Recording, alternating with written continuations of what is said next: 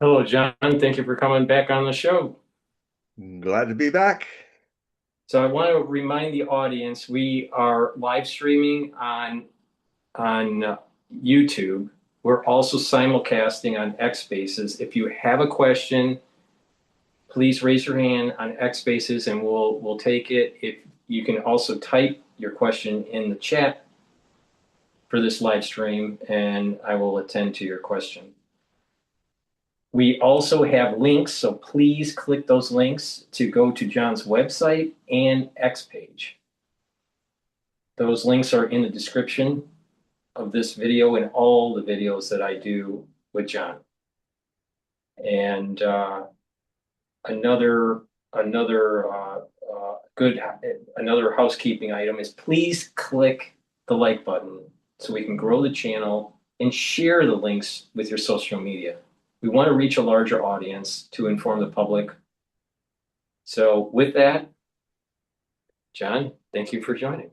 Well, thanks for having me. And I have another little bit of house cleaning too, is that I have a lot of the same samples from the HogueProphecy.com that are now on my new blue checked X page. We've already gotten the few that I put in there. The samples have already passed through about 50,000 reads. So so check them out because in that format, I'm still getting my old website updated, and so it'll be a lot easier to read them in the X format. It's very cell phone friendly.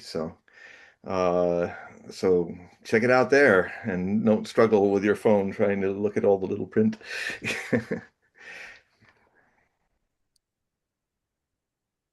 So So we have a lot of activity going on in the Middle East, and really? also with Ukraine. We have Lindsey Graham. No, it can't. There can't be that much activity. Well, we had Lindsey Graham that just passed away. He just, yeah, I think it was yesterday. He just came back from a trip Yeah, seeing from Ukraine. Lindsey. He and did something really dumb, which is in a life full of dumb moves. I think a really fine move if you're on the Russian side. He walked in this very much publicized drone factory, advanced drone factories with parts from Europe and everything that was in Kiev because he was in Kiev just before he died. And this is Senator Lindsey Graham, to the last Ukrainian Lindsey Graham. I famously watched him live twice in his passionate support of Ukraine, how wonderful they are, how they're ready to die to the last Ukrainian to hurt Russia. That's why when he does it twice like that, I mean, he was quite a raging alcoholic, so it's kind of loosens the tongue sometimes. I also enjoy a drink from time to time, so I understand. But Graham, it was a kind of a dumb thing for the Ukrainians to do because just last week there was a guy, a British mercenary, who was doing a show, and he was in one of those huge postal warehouses that are there's kind of a West Post or something they call it. It's a Ukrainian postal service. And maybe it's a privatized one, but he was sitting there he says, I'm able to mail this big box of drones to the front thanks to this group. And of course, the next day, the Russians started destroying every warehouse of that group across Ukraine and taking out thousands of drones. So, this situation is that they actually said it was the Sky Company, the Skyfall they're called.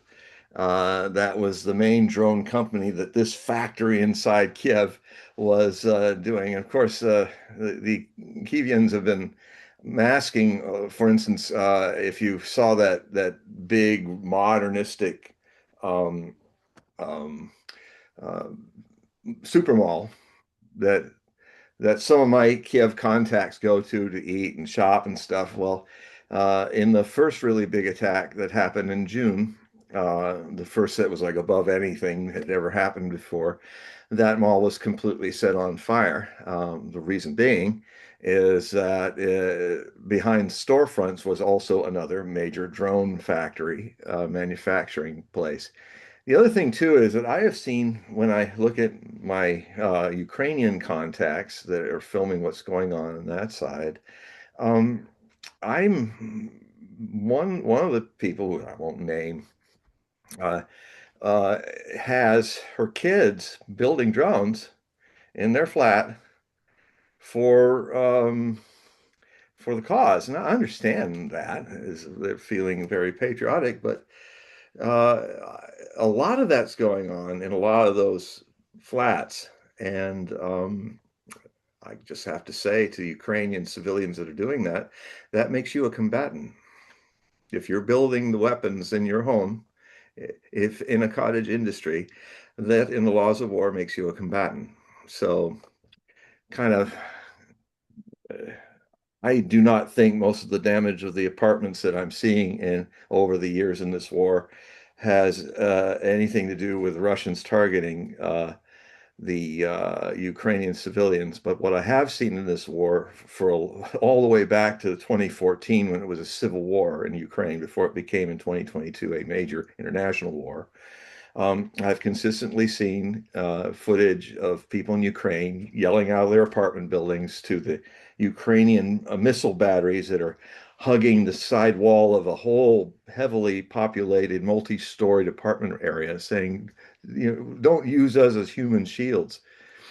So they're literally, so it's a bad habit of this current nationalist Ukrainian regime that it's of Zelensky that they tend to um, I would say they tend to exploit their people in all kinds of ways, like grabbing them off the streets and forcing them to go to fight.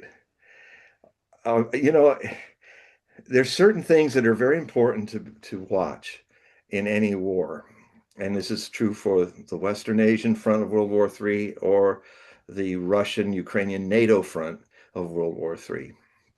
It's unique to our times that we can see it live rather than see the footage after wars. So it gives us a glimpse into something that should sober those who wish to fight another group of people, but see them as in the case of the Russians, oh no, as in the case of the um, Iranians. I have footage in my articles, my Hogue Prophecy report. I have a lot of footage in this new one too, of these incredible funerals that had gone on last week to bury Ayatollah Khamenei and this little granddaughter, his sister, his son's wife, and their family, who's now Khamenei is now the new supreme leader. Um, and they go out in the streets during the fighting, and even in their millions for weeks during the fighting they're having demonstrations, waving flags. If they're told that if when Trump says they're going to blow up bridges, thousands of people are on the bridges all across Iran. They're not forced to be there. They are going voluntarily out there with song and dance, and they're celebrating their lives, even at the point that they could all die if missiles come in and destroy that bridge. So this there was a situation once where there was this young woman in a black chador, those big caping like things, and she was talking in good English. A lot of Iranians speak English. They learn it in university. They're very educated people now. They weren't when the Shah was running show. They were quite illiterate, but now it's a very literate country. And and she was saying, "Hello, all you Americans. I want you to see what we Iranians do, and I want you to know what this chant, Allah Akbar, means. And and it means God is great. God is like a force of greatness and divineness, Allahu Akbar. And so as she's saying this and explaining it, in comes a Tomahawk U.S. missile and strikes a building a block away from all these hundreds of thousands of people. Actually, it killed two people. And then she looks over and then she looks back at the camera and then she just goes, Allah Akbar. And everybody's going, Allah Akbar. God is great. You know, that you can kill us, but you can't kill the spirit. And when I saw such things, when I saw the AA guns going off because missiles were coming in at night, because every night they would go out in their millions and also demonstrate their defiance to these attacks, because this is, in both cases of the Russians and the Iranians, this war is an existential crisis. They're fighting because literally, if they lose this war, there's no more Iran. There's no more Russia. And for all the rest of us, if there's no more Russia, there'll be no more us, because Russia will only disappear if we all follow in a thermonuclear war, which is escalated from our aggressions upon the Russian people. So, we're fighting two major enemies. We make enemies when they could be our best friends. We're fighting them, and they are, uh, they have a reason to fight and die for that we don't have. I mean, similarly, it happened. Let's see, what was it? There was you just know when people are just like that, you can't defeat them. When I look at the Iranians and I see how they're acting, I said, we can't defeat that. We don't have an existential reason to be fighting with them. And the other shock was that, Donald Trump has been saying how much uh, he says that the people hate Khamenei, and then a week later he's watching 40 million people, 10 million in Iraq, where the Shias are also there, and in all the cities of Iran, nearly half the population, half the 92 million Iranians, were on the streets. And I got them in this new Hogue prophecy report that I'm doing. I've got these incredible shots of millions of people in a street boulevard that's going 20 miles. And it doesn't stop. It goes all the way out to the mountains, and it's not CGI. These That's a spirit of people that you cannot defeat, because they're more totally into this war because it's their survival of their, not only of their beloveds and their people, but their culture. And Iran has been a civilization for 4,000 years. They know how to survive conquests. They know how to survive quick flash in the pan empires like the United States. So we should pull out of that, but we're not. And so here we are again. And so I want to go back to the whole thing about Lindsey Graham, though. His his being in that demonstration, that being shown all the brand new drones, and they're actually naming the company. Somebody was musing, I think it was Garland Nixon I was watching today, and he used to be a police investigator, also Marine and a police investigator, and he was going through the possibilities that there were probably with cyberspace and cyber war, there were probably dozens of the people that were in the entourage with Graham, perhaps even Graham's own cell phone might have been compromised. And what they would do, seeing a picture like this, they would go and look and see, okay, do we have any files on these people, and then do we have in our special forces the security codes open for these phones? And is there a time where a number of the people that we're seeing in that photo, when did they all end up being recorded together in our information from the compromised phones? Well, they would then be able to target exactly where they were all meeting. So you know what's going to happen. It takes no Nostradamus to predict this. that great big um, drone Skyfall, ironic name, is going to catch a Skyfall and be obliterated in the next 24 or 48 hours by Russian missiles. Because they can do that now. This is a whole different form of warfare. That's why a lot of people in the West don't understand why this war at all is going on with the Russians and the Ukrainians, and why is it taking the Russians so long to move around and change things? Well, it's because war has changed. And frankly, the way I hear people in the Pentagon talk, I think if we ever put units into such war, as soon as they got out of their trucks, the drones would take them all out. And our tank divisions would be all aflame because we haven't gotten it yet. That warfare has tactically changed and strategically changed. But what's also happening is that I was also looking at something earlier today where the Chinese are perfecting a electromagnetic reflector. It looks like a big radar on a truck, but it apparently may have the power to aim at a satellite in space and fry it with electromagnetic pulse. So you wouldn't have to go up and blow up the satellites, which would cause tremendous debris and the era of satellites because everything would be destroyed by all the debris. But what you could do is flame it out, and then it would slowly do what any meteor does.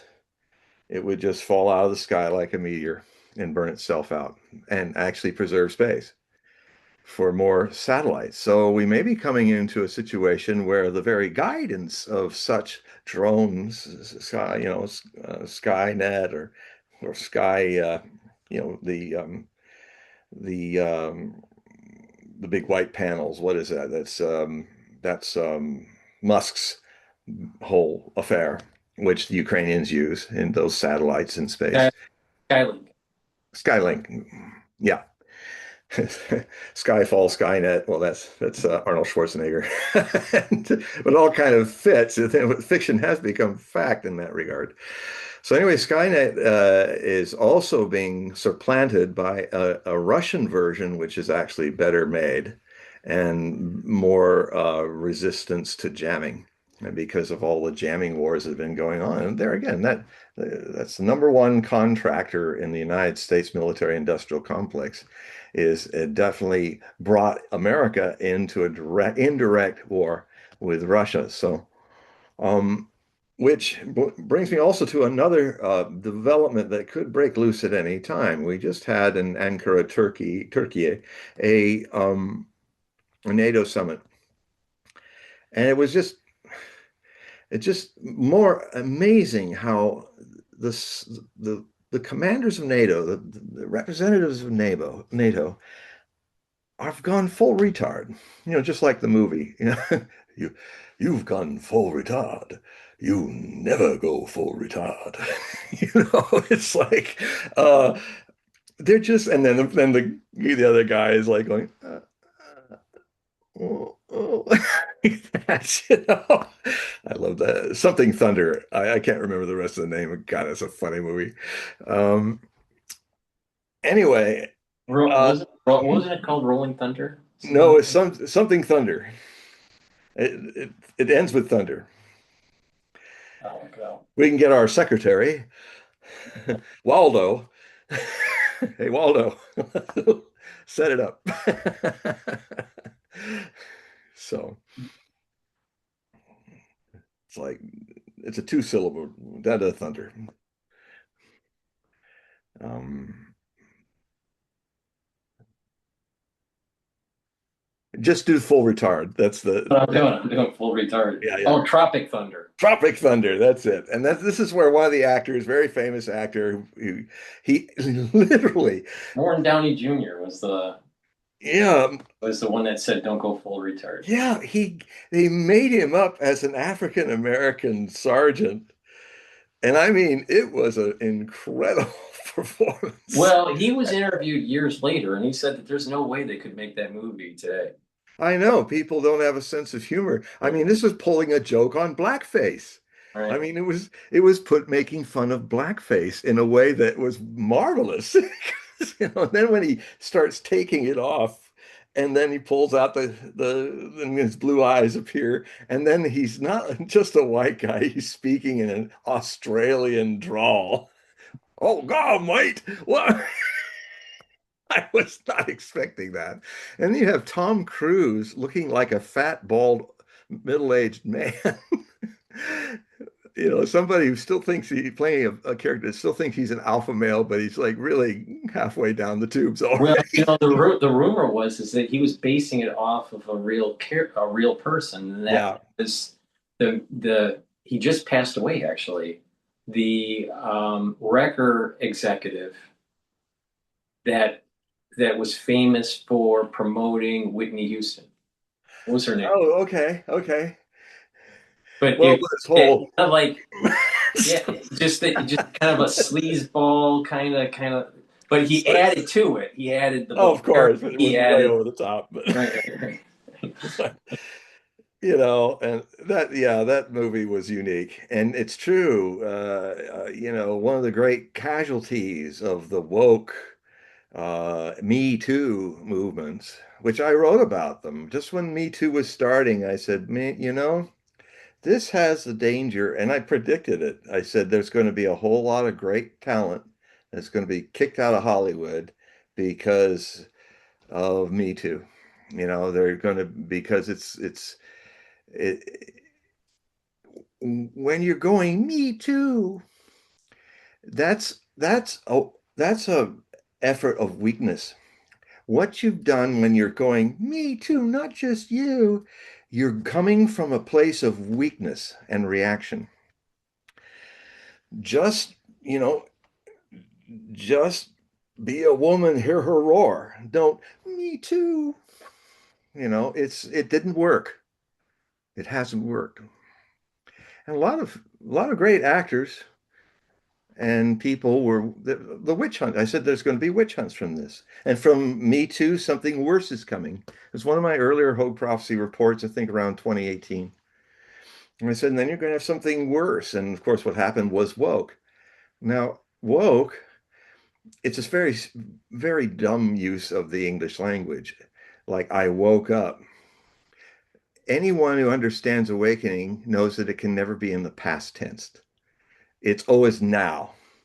If they called themselves awakening, waking, I'm waking. You see how that has more power? I'm waking, not I'm woke. More. It's some past tense. Well, then it's already past. Just like I was born again back in 10 years ago. Yeah, well, what about now?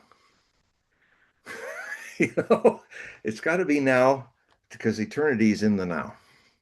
So, anyway, so Oh, I go off on a tangent. What's your take with the Bayeux Tapestry going to England? The 1066. really, Yeah, yeah. well, this affects me in It my was just it heritage. was I'm just I'm a Norman. it was just delivered to um England's main museum, whichever it is. I'm not sure Oh, which. probably the British Museum, I would imagine. I'm not sure which is their main one, but it Yeah, probably left the British Museum. France. Yeah, It was just Bayeux. I mean, literally like 2 3 days ago. It was Is delivered. it just going to be a tour? It my understanding is it's on loan until next year, Okay. and Okay, well, that's okay. they're selling tickets. I think it was £30. Oh, The 80, it's either 20 or £30 per ticket. They've already sold 80,000 tickets. oh.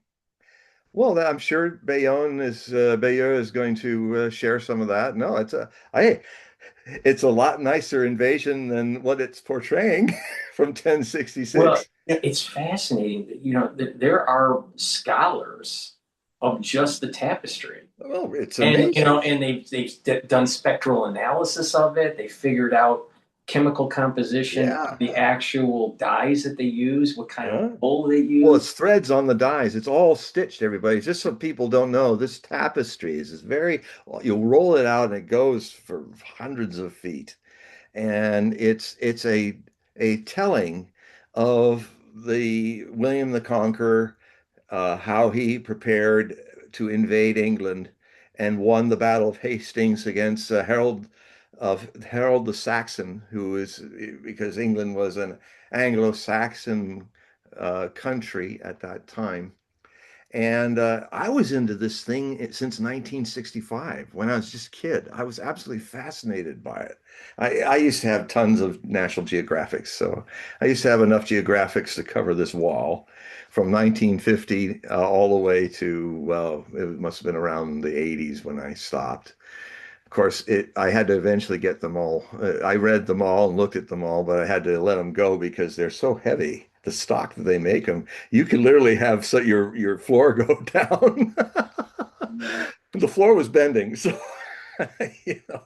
So, and then there was a time here much later when I was living here in Langley, Washington, and I go past the used stores of stuff, bartering stuff, and somebody had gotten rid of an entire set of National Geographics, and I brought my van down and I bought them for next to nothing, a few bucks. And I had from 1950 all the way through to 2005. And I had them in one of my rooms in my sprawling place that now I have a much smaller place. It's nicer than that big sprawling place because then you fill it up with too much stuff. And so it took me a few months to get rid of that. But it's funny, when I got them, I just got the books. And as I was just pulling out, there was these two guys coming and he said, "Oh, where are the books? Oh no, this guy took them all. Oh, we were going to use them for fire starting." Yeah, fire starting, all of that knowledge. I mean, it would be like a variation on that famous scene from Fahrenheit 451 where where people in the future can't burn houses down because they're all fireproof, but they can burn books because they make people antisocial. They make people think too much and feel too much. And it's one of, I think Ray Bradbury wrote the best dystopian science fiction future story of them all, because in so many ways, I haven't had time to write an essay about it for my readers, but in so many ways, his vision of the dystopia is very much the way it is now. You got this fascist state and looming wars from God knows where, and people that rather than living their lives, they're in front of wall-size three-dimensional TVs. And he wrote that in 1949, or his first version of it. I think his last version, first it was a short story and then a little longer story, and then he did it as a 50,000 word novella, about 149 paperback pages. And when he finally evolved it to the final stage, and then it was fantastically adapted by Jean Truffaut, the famous cinematic master in France. And they had these wonderful conversations. Neither could speak the other's language, but they somehow managed to communicate a number of things. And Bradbury communicated to him that his ending, he said, "Don't use my ending. From the way it sounds that you're doing the film, your ending is going to be far superior than my ending." And I won't tell you what happened. So, from those of you who have not read Fahrenheit 451, it's one of the great literary masterpieces of science fiction. And I've got a kind of a horse in this race because, as some of you might know, I actually met Ray Bradbury and he became my mentor. So it was a short few days, but it was a few days of my life that could be filling a whole life with the things that he shared. And then I had the wonderful experience 10 years later of I don't know if I've told the story. Have I told the story about how You I you have you uh, have yeah. uh, Where you knocked on his door, yeah. went up It, his driveway and knocked on his well, door. everybody knew where Ray lived. That was back in the days because his address was in every library. So, so what would happen is some bold young wannabe writers would actually go to the door and hand him a manuscript, especially if he invited them to, which he did often. He did with me. And so I finished the thing I was writing and I brought it in. This is for people who haven't heard me tell this story. So I'm there in Cheviot Hills where he lives, and it's a nice sprawling ranch house there, and a nice winding white cement walkway through the grass.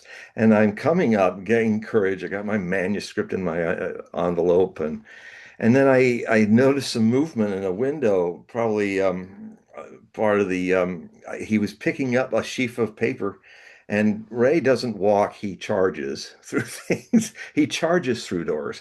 He doesn't open the door, he goes.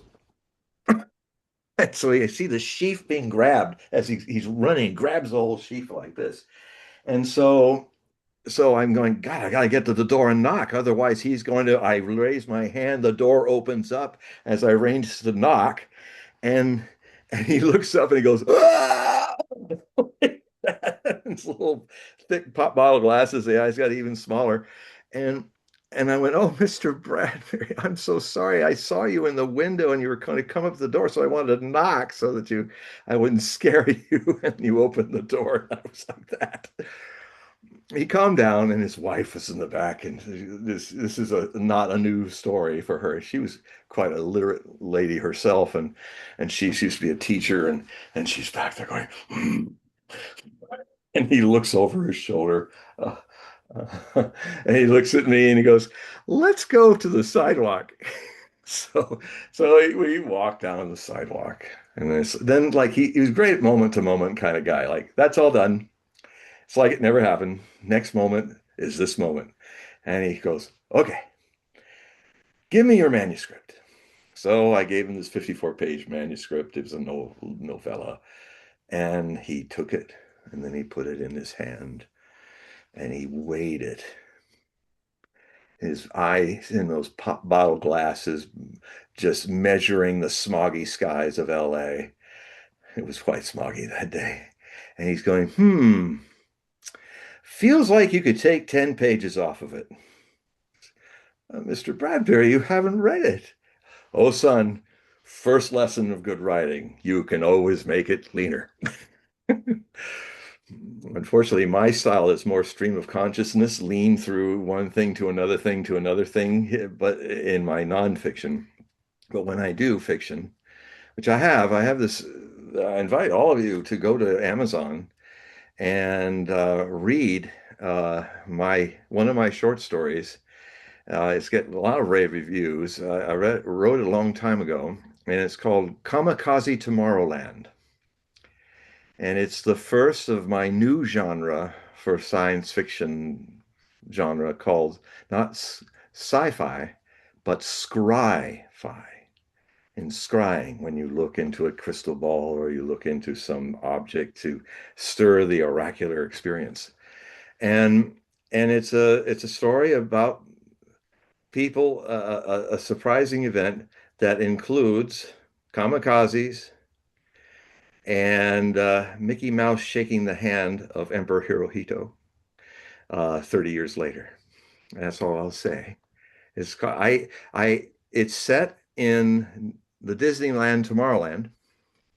I went to Disneyland twice to check out whether I could do the things I wanted to do with the story. Like, if he's being chased by this person, how can he get on the people mover and get back to the rocket ride and get back in where he came out? And so so it's kind of got a lot of research to make it factual if it could have happened, and how he could use the people mover to run down the track to get away from the Secret Service agents that were going after him. And then I looked carefully all around the rocket ride and made my reconnaissance to see how exactly he could get back into the rocket ride without going through the public way. And so I have that all in it too. But you just spell out Kamikaze Tomorrowland, John Hogue, Hogue. It's just I don't know if it's probably a buck or two. It's just like $1. You can all afford that, folks. You really get a great reading. And it's a 5,500 word short story. And I have many others to come. Uh, and but this was my first. and it's got really great rave reviews. The only negative that they have with it is it's so good that why is it so short? I said, because it's a short story. See, things have changed now. When Ray Bradbury wrote short stories, sometimes there were 5, 6 pages, sometimes 10, sometimes 20. But people's idea of short now is if it isn't 15,000 words, it's not, it's too short. Well, Unfortunately, I do have some that can coming up that can handle that. it's interesting that you bring this up because just recently, The Atlantic, I don't remember the writer, but she was being interviewed on CBS. And she wrote an article about how adults, not just kids in school today, but adults aren't reading books. You know, you and I were raised to go to the library or go to Borders or, Yeah. Walden Barnes and Noble. Barnes and Nobles and just sit there for hours Yeah. roaming around. People don't do that today. One, because of Amazon, everything's been Yeah. turned into an ebook. But adults are so busy with their day to day life, either because of work or kids or household, they don't have the time, the leisure now to actually read 350-page book. But And so but I have to push back a little bit about that but they take all the time in the world to watch television. no, right, right, no, no, no. This so she continues on And just her another article. point, I just got into it. I really love it. I'm one of the last people on the planet to actually watch Yellowstone and its spin-offs. But that's people used to, yeah, they'll watch TV, but people when I was growing up would also Leon Uris or some major person and read that. War and Peace, something people Right, would read it. Anna exactly. Karenina. Yeah. And so I think it's the priority of time is away from reading, and it's still there. People are in their phones watching. So I would say people are more entertained now with their phones, with their iPads and stuff and that takes time away from sitting down What and using your own imagination rather than have it spoon-fed to you. right. I mean, if somebody else exercises your imagination muscles, then you don't have the muscles to imagine. And that's a big loss for the human race. So on CBS, one of the anchors was probably around 10 years younger than I am. And then the other anchor, female, she was slightly younger than him. He asked her the question, when was the last time you read a book cover to cover? And she said something like years. And he asked why. And she goes, well, I'm doing a lot of research for the show. I'm reading bits and pieces for work, you know, watching social media, this kind of thing. So there's a lot of reading going on, but it's not in that old style canonical way of doing it, cover to cover book anymore. And Yeah, we add in AI where yeah, everyone's getting a summary, yeah. and all of a sudden the classics aren't read, Chaucer's not read, yeah, Moby Dick's not read, and all of a sudden, Amazing book Moby Dick is. and so there is a fall off. You're absolutely right, John, that people are spending their time on other modalities of entertainment. Yeah. But the thing is, there's something unique about opening up a book and that eye tracking and reading line after line and imagining what those sentences are versus watching a movie. Even though I like watching movies, Hmm. it's there. The brain wave is dumbed down in a pat when you're passively watching a movie versus I think your brain waves are more active when you're reading. And your brain waves are even more active if you're writing. So if you have less reading, you're going to have less writers. Because I think a good Yeah, and writer then is you're a going to good reader. have reading, which I see a lot where it's just the complaint people had with Kamikaze Tomorrowland not being long enough was that their reading was to escape, which is okay too. But I find more and more if the people are reading, they're like I notice sometimes that certain writers who write all kinds of that their themes, it's almost like you get in trouble for breaking the pattern as a writer. They get used to you giving you escape time with Dungeons and Dragons or what else, and then you were um, but if you then try to open your readers up to a new imaginative idea, they no, keep it like this. Make the stories always the same. And then there's also an odd thing that happens that these people then get bored and they find another thing to. But it's not about I want to read War and Peace because I want to read this story. I want to go deep into what it's like to be in Russia. And I'd seen the Russian War and Peace. This is around 1968. I'd seen the Mosque film Masterpiece by Sergei Bondarchuk. It changed my life. And it's now you go type War and Peace on YouTube and you'll see the complete remastered. It's actually 5 movies, 7.5 hours. And like they do in Russia, and they had done before, I've seen some marvelous Soviet films. Like one of my favorites is the cinematic version of Dostoevsky's The Idiot. I always felt really close to that character. I'm an idiot. And that means one under kind of an innocent person that's under the illusion of being separate from the whole. In fact, everyone's an idiot in the true sense of the word. And it's not a derogatory, it's just a state of reality that can be changed when awareness is brought to it. Because idiot comes from I, idiosyncratic. Um, um, all of these come from this idea of creating separation from the world. And then a lot of people think that they're separating themselves from the world is actually making them free, making them individuals.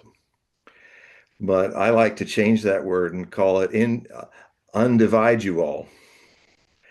It's what happens is you find out that you're in mystical things, you find out that you are actually the source of everything that you see all around you, that you are um, there's a pneumatic connection that if you feel your separateness as an illusion and let it fall away, you find that your mind becomes a great servant of this. Your emotions become a great servant to this.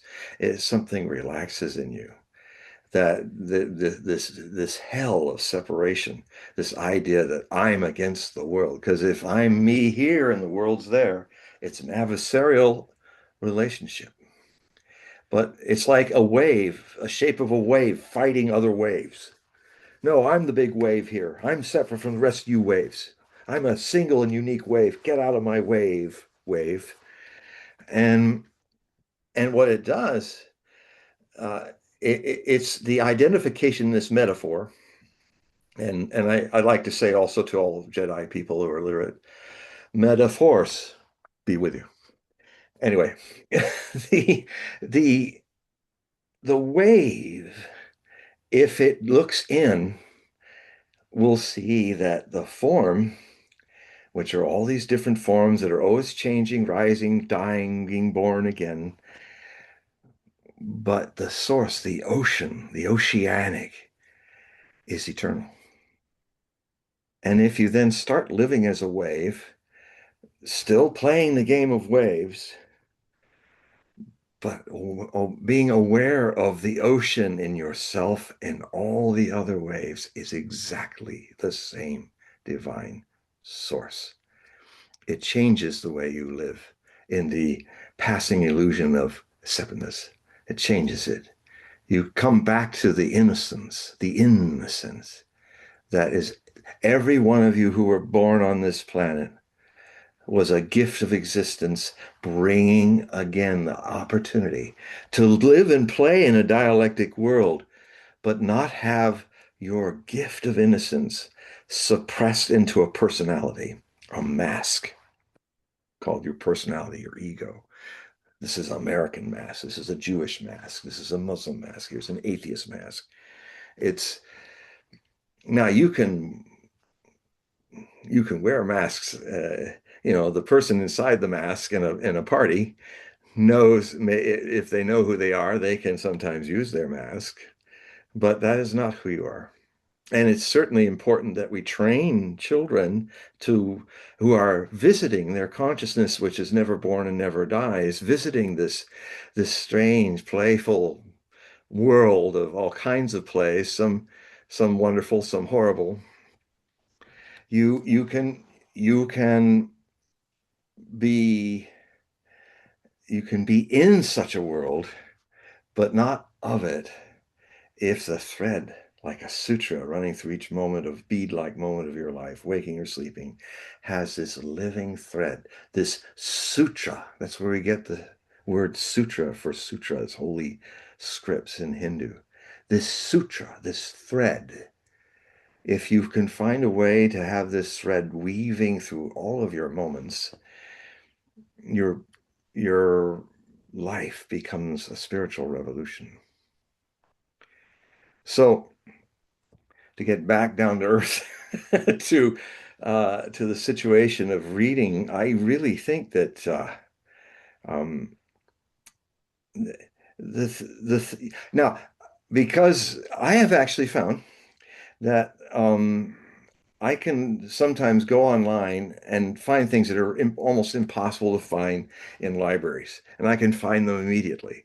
Like for a long time, I've been really indulging reading the essays of Richard Wagner. They're really quite well written. He was quite a good writer, and he mastered the long form, which is really, sorry, Ray, is really my form. And um, he um, So I found something that is very hard to find. There was all these letters that were published in the 30s or something, which in English, of all of his letters between him and Matilda Wesendonck, his muse. He didn't have a sexual relationship with her, but it was something more dangerous. It was a love beyond a platonic love situation and she inspired him to write Tristan and Isolde. But they got in trouble. The wife thought the letter was his wife, who was having heart disease and getting very angry, and they were young when they married. It was a big mistake. And Mina Planter, and so they were living actually on the properties of Matilda's husband was a very traded in it was a very rich Swiss German trader, American things and stuff, and go over to America. So they had this huge mansion, and it's still there in Zurich, yes. And then he so they had this little the Isle, the island where they built this for them so that he could make his work there. But they I know from firsthand how that can be misunderstood because I also once had a Matilda Wesendonck in my young life, and everybody thought we were having an affair, and even her husband divorced her, and we were not.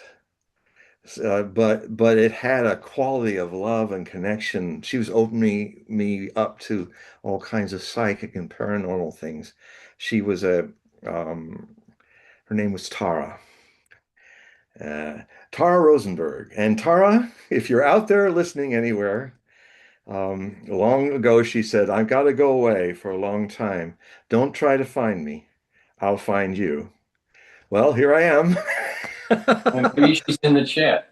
Yeah, yeah. Hopefully she's in the chat. But anyway, so I know what Wagner and Matilda Wesendonck were going through, And so what happened is he had to leave.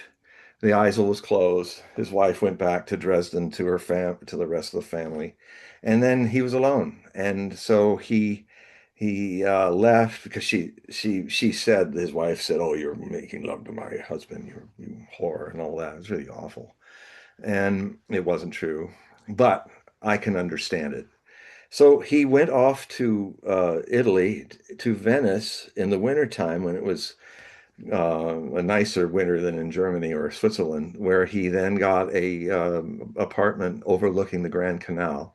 And from that drafty apartment with his elegant DK at Venice, he fell in love with Venice and he wrote second act. First act was already written in Zurich. Second act was written in Italy. And then by the time of March, when it was getting warm again, he went up to Lausanne in Lake Geneva and finished Act Three. So there are three segments of this letters back and forth of the two of them. There's about 250 pages of letters. So it's like a book. And I've been engrossed in it exactly the same way that I was holding a book. It's I'm not holding the book, I'm reading the book on this big iMac screen of mine. And I nibble bits of it every day. Again, one of the problems is discipline. People, you know, I think people were more disciplined uh, in earlier days than they are now. The other And thing about we had discipline is less, you got. when we were kids, John, we had less gadgets around us to take our time away from other activities like Yeah, being outside, interacting with nature, doing yeah, sports, reading. Today, kids, you could be watching a family somewhere in New York, let's just say, and the kids may be sitting down for dinner somewhere with the parents, and they have their little Game Boys or devices that they're playing at the table. They're not interacting with their siblings or with their parents in a dinner setting. They're occupied with some sort of video game or yeah. some sort of It's like, video that they're watching on their phone. Yeah, it just everyone is a slave to some sort of device. We and didn't you can have see that. them in parks. You can see them in Yosemite, where they unbelievable should burst into tears of joy looking at those Bridal Veil Falls, and they're all. Yeah. And and the other thing is, you rarely see people look up. Yesterday, there or the day before, there was a will-o'-the-wisp cirrus clouds that stretched to infinity over the skies of Langley, Washington. And they were just like wisps, all dancing past. And I have a friend, Anne, who works at one of our galleries down just the street from where I live, a really nice gallery, Rob Sutrin's gallery, if you ever visit Langley. It's one of the best in the town of many good ones. And so she's a photographer. So I made a point. I walked in, fortunately, people were just leaving. I said, Anne, look out the window. She's a photographer. Look at that sky. And she was like, oh my God.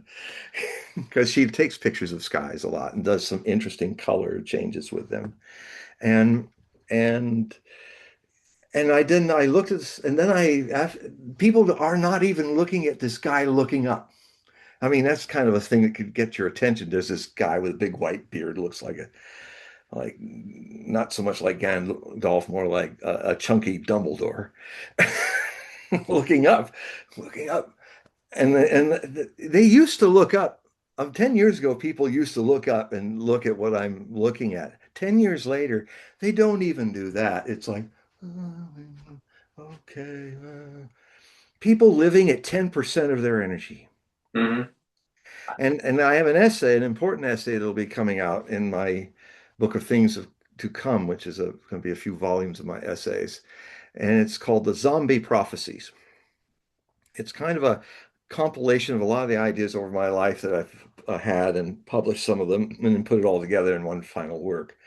And it's about a thing I learned through Native Americans and Canadian natives that I was contacting, and when I was writing the Millennium Book of Prophecy in 1990 to 1991.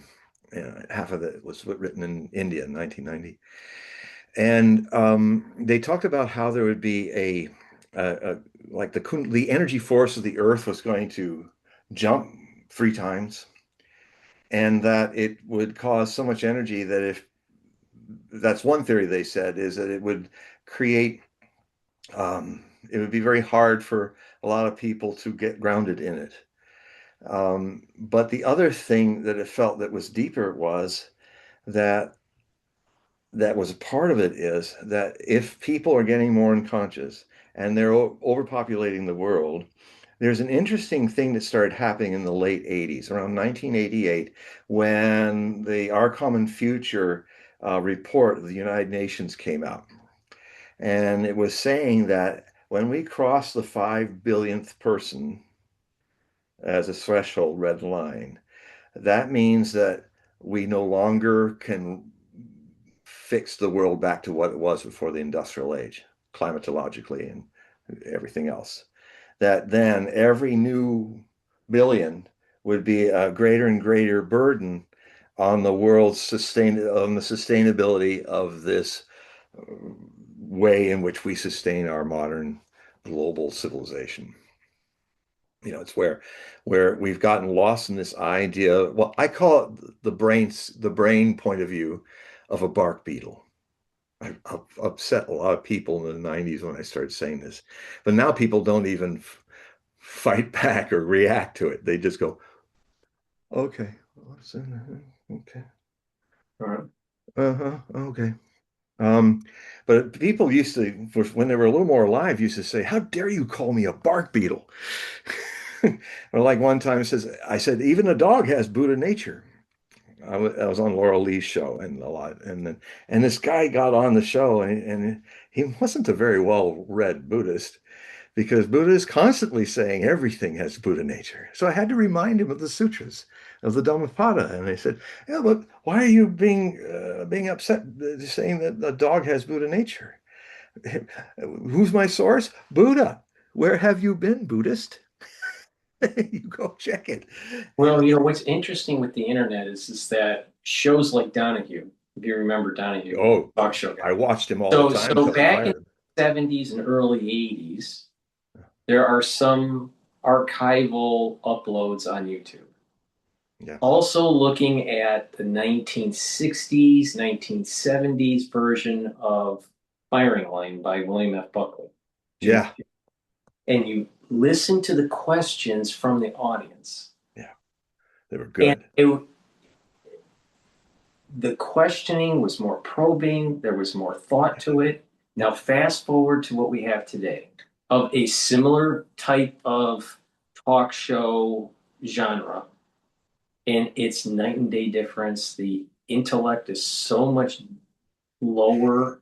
It was like Dawn, who often, fortunately, graces our show. That's how people used to ask questions. Yes. Dawn is a rarity. Yeah. He's not in the X spaces today. But yeah, that's the thing is that we don't, unfortunately, in our society today, people are in too much of a passive mode. Yeah. And Entertain me.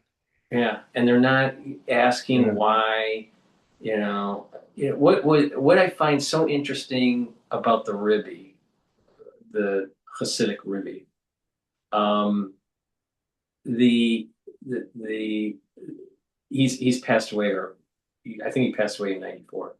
But the thing is that when probing certain biblical texts, it wasn't about memorization. It was always grounded on some sort of why is this? Yes. Inquiry, Yes, not rote. yes, yes. And so what's happening is that you have this on both sides of the spectrum, the ultra right and the ultra left, just reverberating tropes, reverberating, Dogma. yes. Yeah. And there's not this probing why or how that is anchoring the discussion. it's lost. It's And this was actually the rhetoric. greatest gift of rabbinical discussions for thousands of years. This is the Right. great gift that Judaism has given us. I have a friend that is relatively higher up on the hierarchy at one of the lodges for Freemasons. It's actually the second oldest lodge in the United States. Mm, So he was saying that when he's talking to the younger crowd, a younger person, now we're talking Gen Z here. If mm, he's talking to someone that's Gen Z, now he's Gen X, a little bit older than I am, but Gen X. Um, when he's talking to someone that's Gen Z that's thinking about becoming a Freemason, they don't look in the eyes of an individual anymore. They mm. they're having this younger generation's having a problem actually communicating in the real world. Yeah. You know what might Look have down caused it? there in the real world. They're consumed with just screen time. Well, that's the thing. You caught it.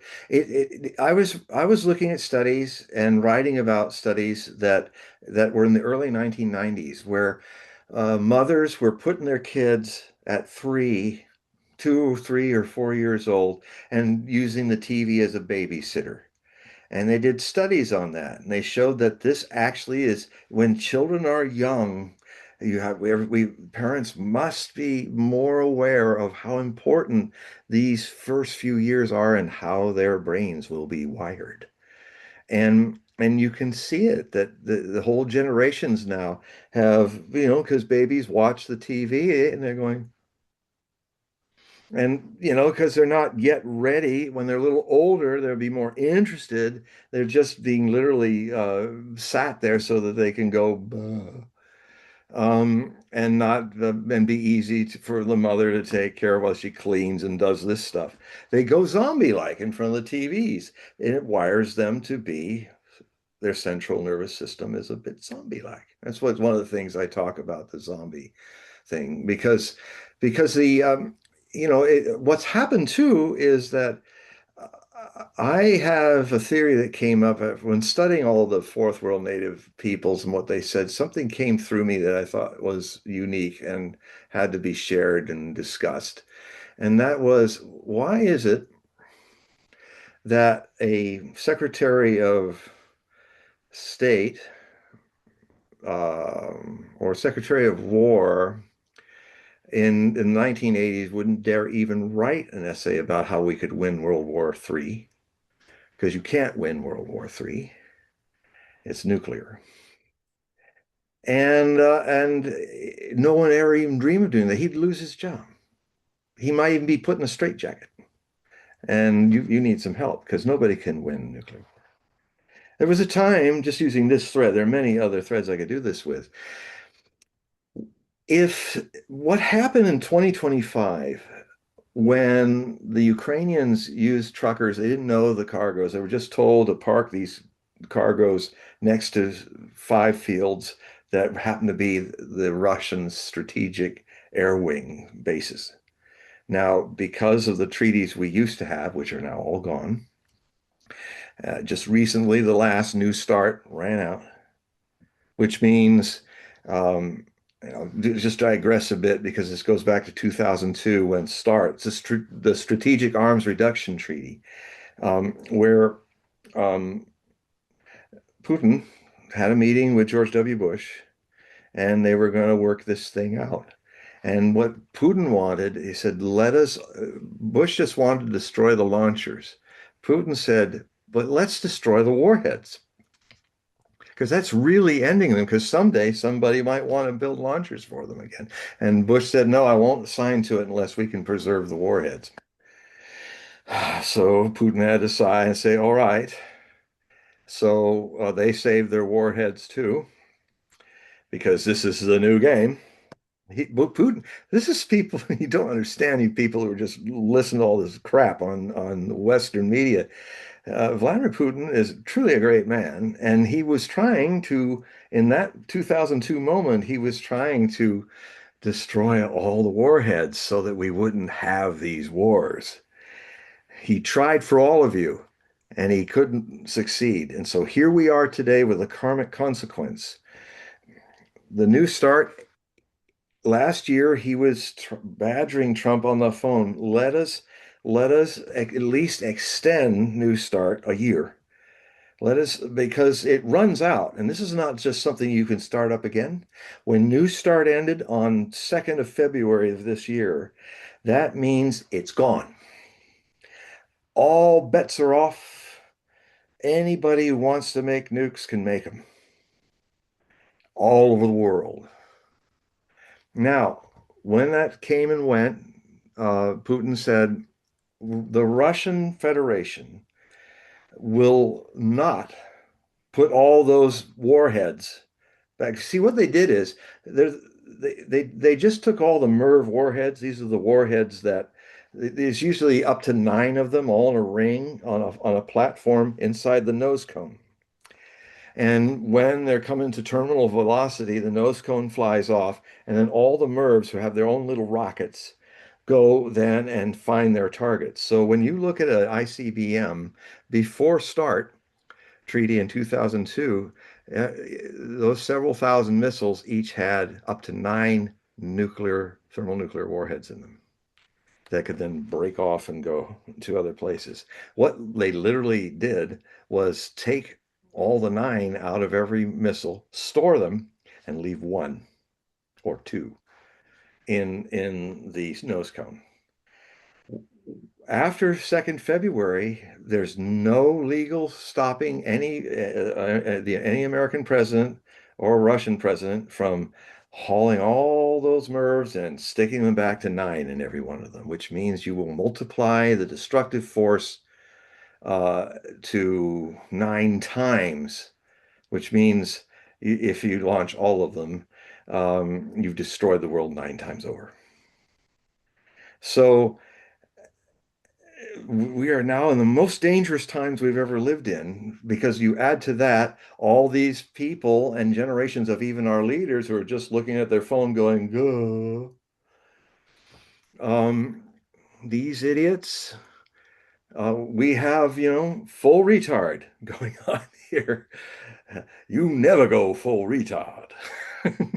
Well, going back to the whole Bayeux tapestry, I'll tell you, during that time period, even though people died on the battlefield, there was a sense of living in that Yes. environment versus today. Yeah, absolutely. They lived because they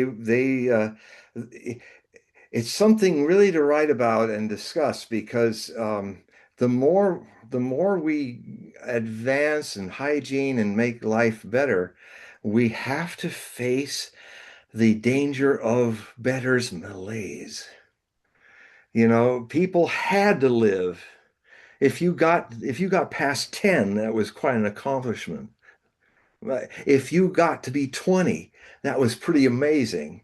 Mhm. But you also, because you were only the strong shall live, people were hardier.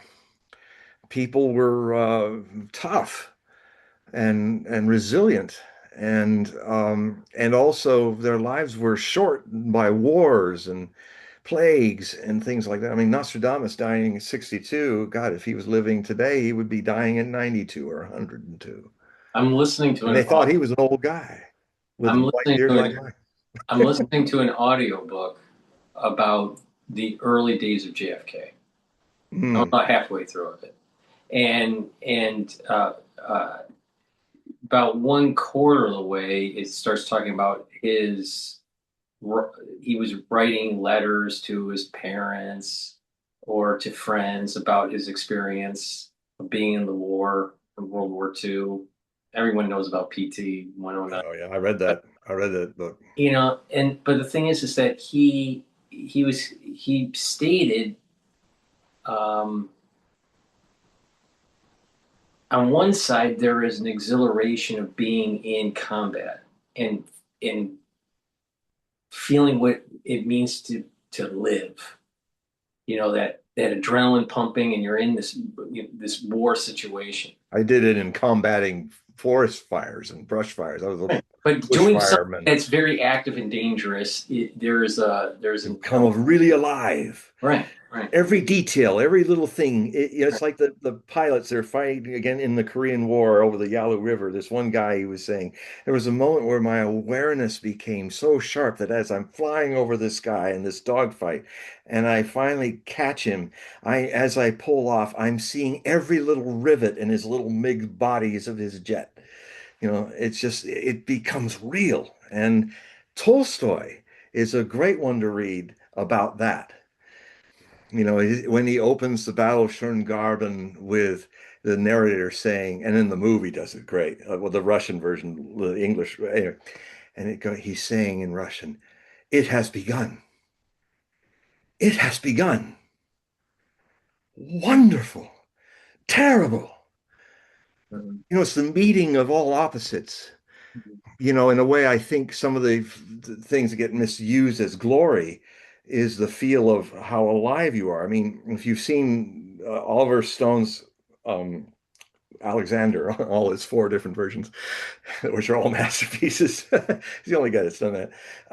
There's a scene after the great battle of Gaugamela, where Alexander's 44,000 Macedonians and fought an army of 250,000 Persians and all their satraps masterfully shown in the movie. But then there's a scene where they're entering Babylon, and there's this beautiful horn going, whoa, whoa, whoa. And then there's this dum, then it goes da da da, da, the chorus, da da, da da da da, dee da da, boom, boom, boom, boom, boom. This is Van Galis, one of his last scores. And there's a point where all these people are cheering him, and he is waving to everyone. And then there's this moment where he sees a cage, where he sees this lion going at him, and suddenly there's this sparkling music going, like the angels are singing.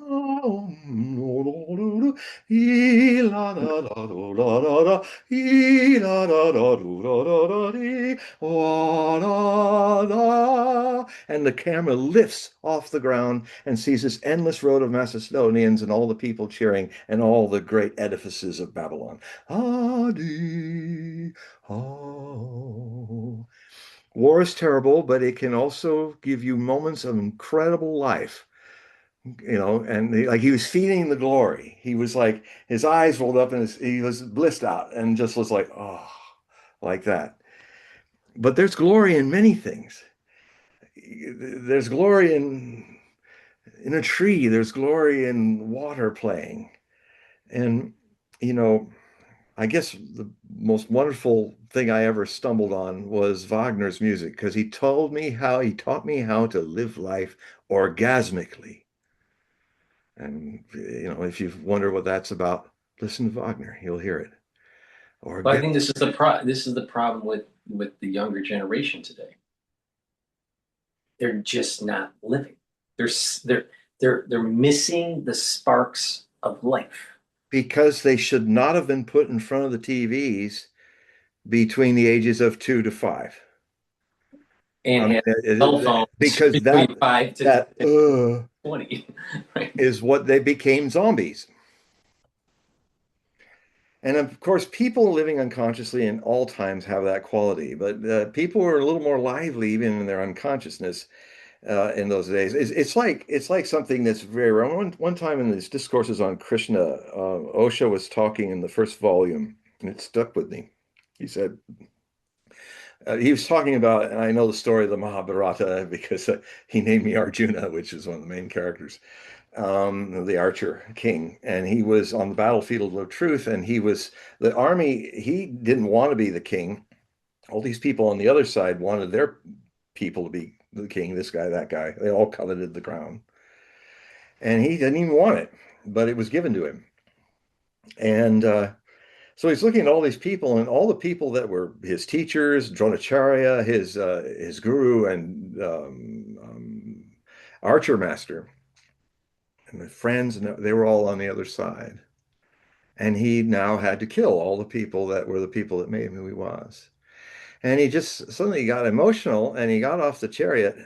he rode the chariot out between the two great armies, and he got off the chariot. Krishna, the king of Vrindavan, was his chariot driver.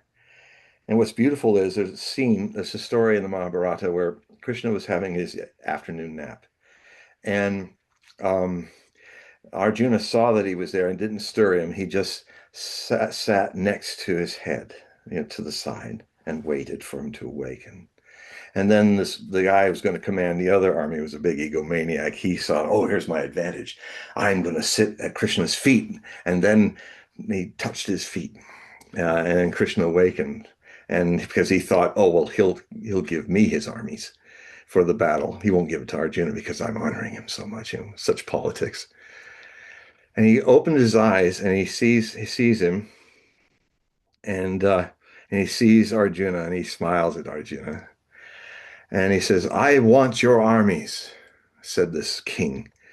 And he says, you have my armies. My only price is I want Arjuna. And Arjuna was overjoyed. He was like, oh shit, I'm going to lose this battle. I'm going to lose not 300,000 guys that I really need to win this thing. And Arjuna, and he enjoyed the fact that Arjuna was like, I want you. You're more important to me than your army. So the king, Krishna became his chariot driver. So Arjuna gets off the chariot and he breaks down. He says, I can't do this. I don't want to do this. I don't even want this crown. I just want to take my brothers and we'll go off and meditate in the Himalayas. Why are we going to kill all these millions of people just for this? And of course, Krishna then starts this story about the Mahabharata and how, look, it's God's will. Basically, Arjuna kept deflecting all of his arguments until finally, like anybody who can't win a spiritual argument, says, it's God's will, surrender. You are a kshatriya. You are a warrior caste. You would not feel right to do things that were not the will of God making you a warrior. Now it's funny because I'm going to write a short story about it. I'm going to probably get a lot of Hindu friends upset, but it's based on something my master, in his enlightened insight, it added to the Mahabharata, to the Bhagavad Gita. See, that one chapter in the Mahabharata is the Bhagavad Gita, which is this discussion between Krishna and Arjuna. That is one of the most sacred scriptures, the core of the Hindu religion. And it's just a little chapter in a series of books that's about this wide, thousands of pages. And so, uh, the what I'm going to talk about. So he finally submits to Krishna. Okay, all right, I'll do it. But it wasn't total. He still felt regret, and he regretted killing all those people. Yeah, he's king. And then not long after that, he dropped the crown and went off into the Himalayas and disappeared in an avalanche with his brothers. And a lot of people say, including my master in India, said that India's golden age of being a great civilization was broken by that war, and it never quite recovered. There's even scriptures in it that indicate, as Oppenheimer, who was a reader of Hindu scriptures and often recounted it, there's the certain arrow of fire that, long story short, he was describing nuclear blasts and radiation sickness. And I've even seen some of the interviews that Oppenheimer made to confirm it, that he said on TV, in these old archive TVs, is yes, well, it might not have been the first World War, first nuclear war. That might have happened in ancient India. And there are interesting traces of radioactivity that nobody seems to want to really test to see if they're natural or if they're half-life of something that was blown up before, back in 3000 BC. So I would say this. I would say I'm not getting back. This is inspired by what Osho said. He said, I'm not getting back on that chariot. I am making a warrior's command choice, and the risks that warriors take making decisions that can change lives. Well, as a warrior, I'm going to change the course of my life. I'm not getting back on that chariot. If you are so interested in having this war, you find a chariot driver and you do all the killing, Lord Krishna. Because it's God's will that I change the context of what it is to be a warrior. It's God's will that I and my brother, warrior brothers, are going to go into the dangerous Himalayas to find enlightenment in amongst the snows. And we will try to find it or die. That's still me being Kshatriya. And and as Tom Schneider used to say in the Tomorrow Show, which I watched all the time after Johnny Carson, he said, "Well, there you have it." Yeah, and that's the other thing. Comedy was so much more interesting. I mean, there's a lot of good comics around, I gotta say that. But my God, the kind of Johnny Carson and his timing, I would say to all of you, you have all this information is so much easier now to look at than 20 years ago. I see the blessing of online stuff is with all my experiences of being alive that I haven't lost. I can use these computers and these algorithms to enrich my life. So that's the other problem. Don't blame it on the computers. Don't blame it on the algorithms. Blame it on people who have been kind of who are making the algorithms. You know, I, it is, don't blame AI. Look at the people's level of consciousness that's making AI. AI is just a tool, just like radioactivity, splitting of atoms is a tool, can be. It can light the world or blow it up. I want to dive into this piece that you're saying. Recently, there are many, and Don's on X Spaces right now. So Don, Hi, Don. if you want to chime in, please do. But there are many podcasters now that are diving into the details of OpenAI and Anthropic, which are, for the ones that don't know, they're big AI companies. Yeah. They're the ones that are building these frontier models. And these podcasters are diving in and saying these business models don't make sense. The revenue streams that are coming in are only a tenth of Yeah. what they need to break even to actually run and maintain the model and Yeah. all this and run the queries. So They are some of these, devised by very impaired, technology impaired minds.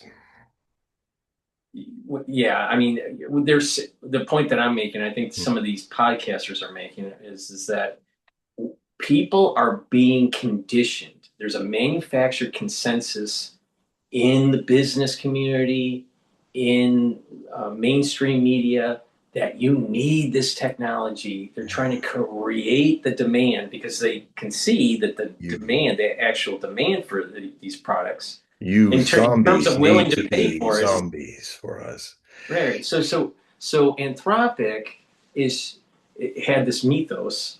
They had this model that they built, and they said, with not a whole lot of proof, that they discovered that their model will almost instantaneously find pathways into your organization and find vulnerabilities and hackers can use this to take down energy grids and the banking industry could fall in a day and all this and everyone got all worried about it. Yes, because everybody But is lost the ability to critically think. yes, so at that moment in time when Mythos is coming out, Anthropic's is only valuation is around 380 billion.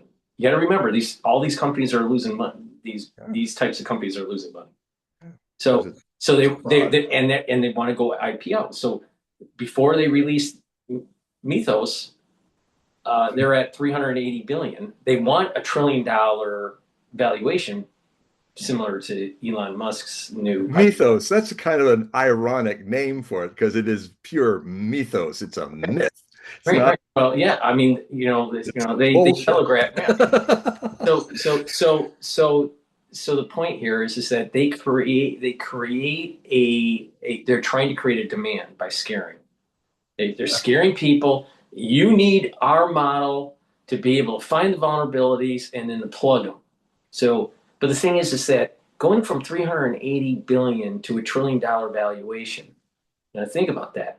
how many customers, even if you're trading 20 times earnings, you would have to have so many customers to fill the gap between a $380 billion valuation to $1 trillion valuation. And you're There's not enough you're customers. destroying a lot of the jobs of Right. those Well, that's another customers that problem. could then buy it, you know? Right. And that's why I think that if AI did supplant jobs in the aggregate, our aggregate demand for the economy would go down and we'd be in a depression. But putting aside that, the point here is that you have these AI companies manufacturing, trying to manufacture demand to get people to buy into it, and we really don't really need it. And if you really sit down and analyze the business model, it's not sustainable. Well, AI as a business model, no matter how you slice it, it's always going to be at its current state, maybe even the next 5 or 10 years, yeah, slapping a $10 bill on every time you query for $1 revenue. there's not going to And be so a it's always going to singularity. lose It's money. going to go into a bust before a singularity. It'll be singularly stupid. It's a, you know, singularity by, we were talking about this, I think, last time. Singularity is a, is another way of naming it ego, you know. And and again, a lot of those people who are like Palantir and all those guys that are kind of writing this whole Mein Kampf, my AI Kampf, you know, about the world and all their list of how the world should be, this monster, more monstrous than anything Adolf Hitler could think of, because it's taking the soul away of everything. I don't. And they believe that they're being, you know, there's being and becoming. They there's being, which is what I was talking about earlier. The being is eternal, but these idiots think their becoming is being, and that's a great error, and it will lead to disaster to them all. And hopefully, what will come out of this, because you know these tools. The problem is that education becomes even more important now than it's ever been before. I was at the tail end of civics classes and critical thinking where a teacher, I don't know if teachers ever do this. I've said it before where okay, we're going to debate. Now, who wants to raise your hands if you want to debate for this A debate? Raise your hands if you want to be against it. And then some people put their hands up. And then I said, okay, you guys who want to defend it, you're now going to put it down. You're arguing against it. And you who are wanting to argue against it, you have to argue for it. I mean, it's like what happened to Osho, who was a philosophy professor in India. One time he came to he was a champion debater. And one time he came to a debate, and the guy that was going to take the opposite view got diarrhea and could not do it. So they said, well, no, we don't have to close the debate. I will be happy to debate both sides. And so he did. And he won the award for both being for and against it, you know, and because he was a critical thinker who got enlightened, which made his ability to see things, well, very helpful to people if they open their eyes and their ears. Don, you have the mic. Yeah, I kind of like where this was going because I think one of the things that I'm like you're mentioning about the educational system is this idea of teaching for uncertainty.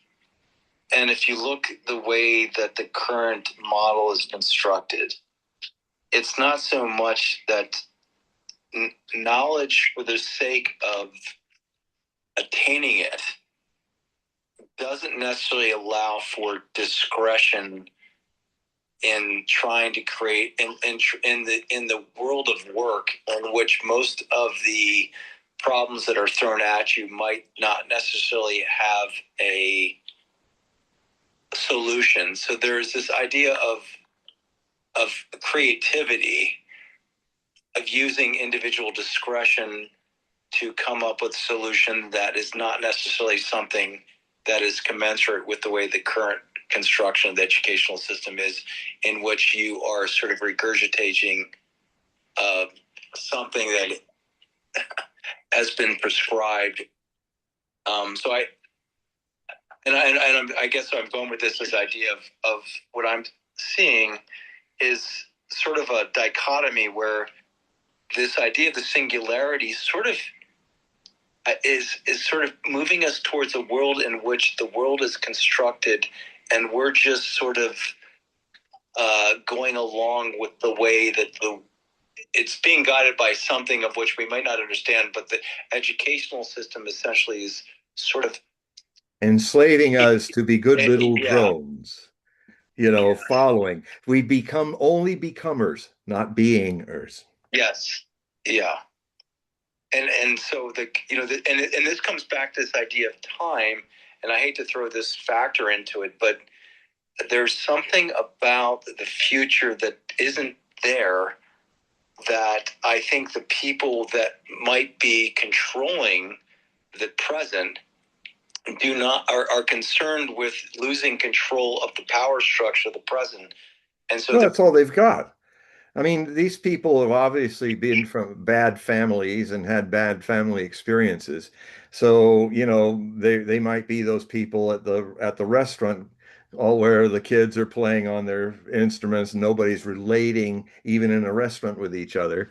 The mom and dad is eating, and then the kids are just. No, it's the whole thing. What could have actually enhanced our hearts, our orgasmic ability to live, to live vivid lives, to be inspired, to debate and humble ourselves to debate and find an answer. I mean, an answer. It's like, all these people are going to talk about there's not going to be any work anymore, but nobody is asking a basic, loud, big question out there. 500-pound elephant idea is, all right, then if there's no work, how will people value their lives?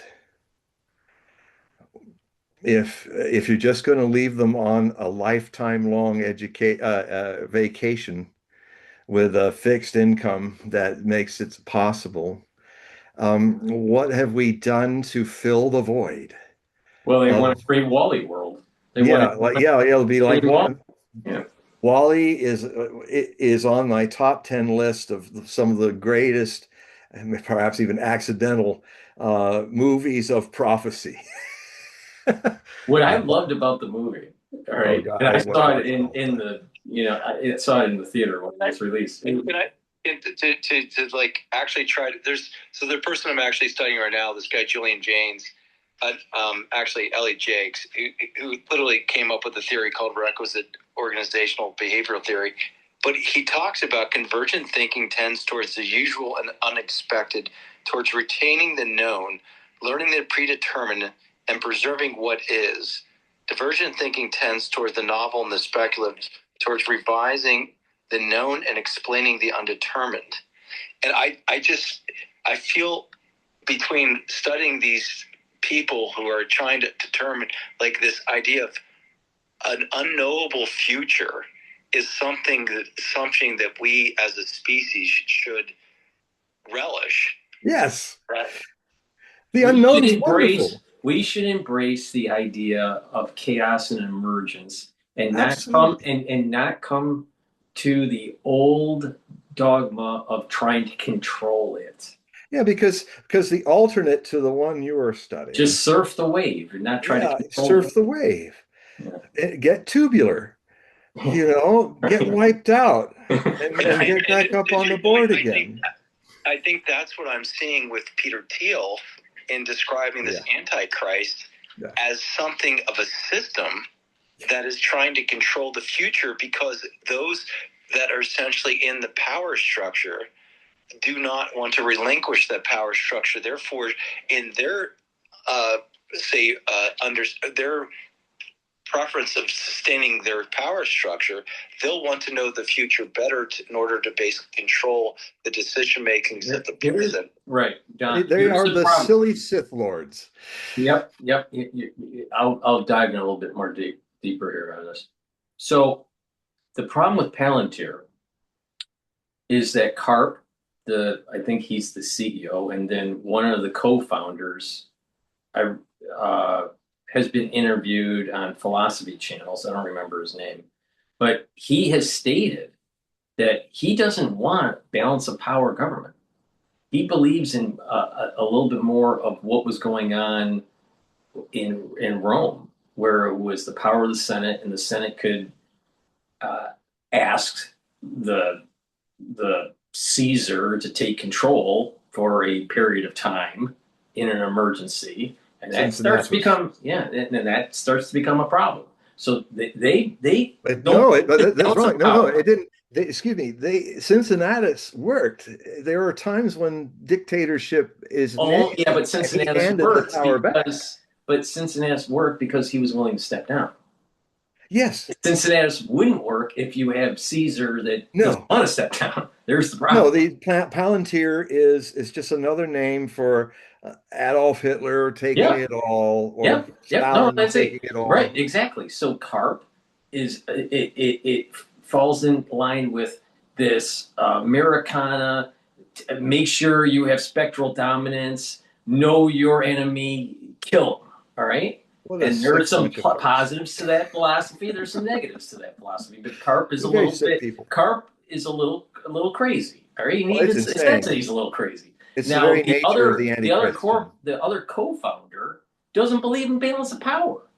And then you got Peter Thiel that's a freaking nut that wants to control everything. No, So he's you have this trifecta in Palantir and is embedded in the military industrial complex. yeah, And now we have weaponized. there's a danger here for Yeah, our system of government and yeah. for our constitutional republic. Palantir can be an existential threat. If you want to see the face of the forces of the Antichrist, this is it. All right, I've Don. always said that the most dangerous, the three threats to humanity are the least dangerous is thermonuclear war. We will survive it. The next more dangerous is the sixth mass extinction of global warming. We can adapt to that. But this, the Peter Thiels of the world, are playing Dr. Frankenstein with the human race, and that doesn't end well. And another thing, Hitler tried it. Where did he go with it? Did he last 1,000 years? He didn't even last 13 years. Where did Stalin go? It eventually left too. It was a little longer because actually Stalin was a little more grounded and a little more human actually than Mr. Hitler. And but what's worse is these people are products of, sitting in front of the TV going, "Ugh," when you're a baby, and all they're probably the geeks that were lost in their thing and forgot to look around and see the roses and see the beautiful women and fall in love with one and have whatever happens, vice versa, and live. But what Don, what's the other fellow that you're studying? He's got the right track. But then I could find myself, if we survive this, I could see a situation where I would try to come in defense of AI, but in putting it in its proper place. Never personify AI. There are some things in the world that are required to be our slaves, like our automobiles. Do we set our automobiles free from us? No, they have no choice whether we sit in them and drive them any which way we like because they're not alive. They are machines. But the Tools. greatest danger of They're tools. humanity, the greatest danger, just a moment, Don, the greatest danger of humanity is that we are trying so hard to become machines ourselves and to be robotic. And this is what being unconscious and being just 1/10 aware does. You become, and all I have to say to all you, when you're in a traffic stop, just as rather than get impatient with the red light, look to the left and to the right at all the people walking or the people passing your view on the sidewalk as the red light is on. Look how unconscious they are, how they're zombies. So my zombie My zombie theory in the essay, The Zombie Prophecies, is that after 1988, when the fifth billionth person was born, our thoughts and feelings in a psychic layer, an astral layer, the lower astral layer is kind of where all our thoughts and stuff, like 5 billion radio sets all screaming at once in all their own individual cacophonies. And when we have crossed a line where in 1988 with 5 billion people, and we keep magnifying the plague, the mind plague, is that now, just like the Ganges can no longer absorb pollution, its fantastic loamy soil could do that. Now even the Ganges can't hold the poisons anymore. And in the same way, the barrier between the psychic sphere and our lives is already having undue influence on the way people do things. Take, for instance, what I said. If a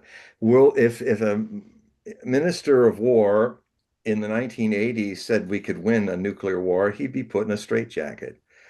Jan Stoltenberg, who for a long time was head of NATO, was openly often saying how we could just start with nukes and we defeat the Russians. And everybody was going, okay. And so that to me is showing it's the new abnormal, or the new normal that people call it. That's a euphemism for getting dumber and getting more polluted with this stuff. People are doing crazy things we'd never see before. Like I was saying, if people in the 80s put out drones to hit Soviet strategic bombers, there would be a thermonuclear war. To attack one of the three triads of the Russian Federation's nuclear triad is what the Ukrainians did with European-built drones and American-built drones. Fortunately, the drones were supposed to fly out of the abandoned trucks, and it would open the doors at the top and fly. And of the 5 trucks, only 3 the signal worked. And two of them were one near the Urals, one in Saratov, I think, somewhere around there, but way deep into Russia. And then a third was in eastern Siberia. And they were aiming to destroy 2/3 of the strategic bomber wing of the nuclear triad. Right. So yeah, but I've got to finish. Oh, go ahead. It's a complicated thing. I'm sorry. I've got to finish because then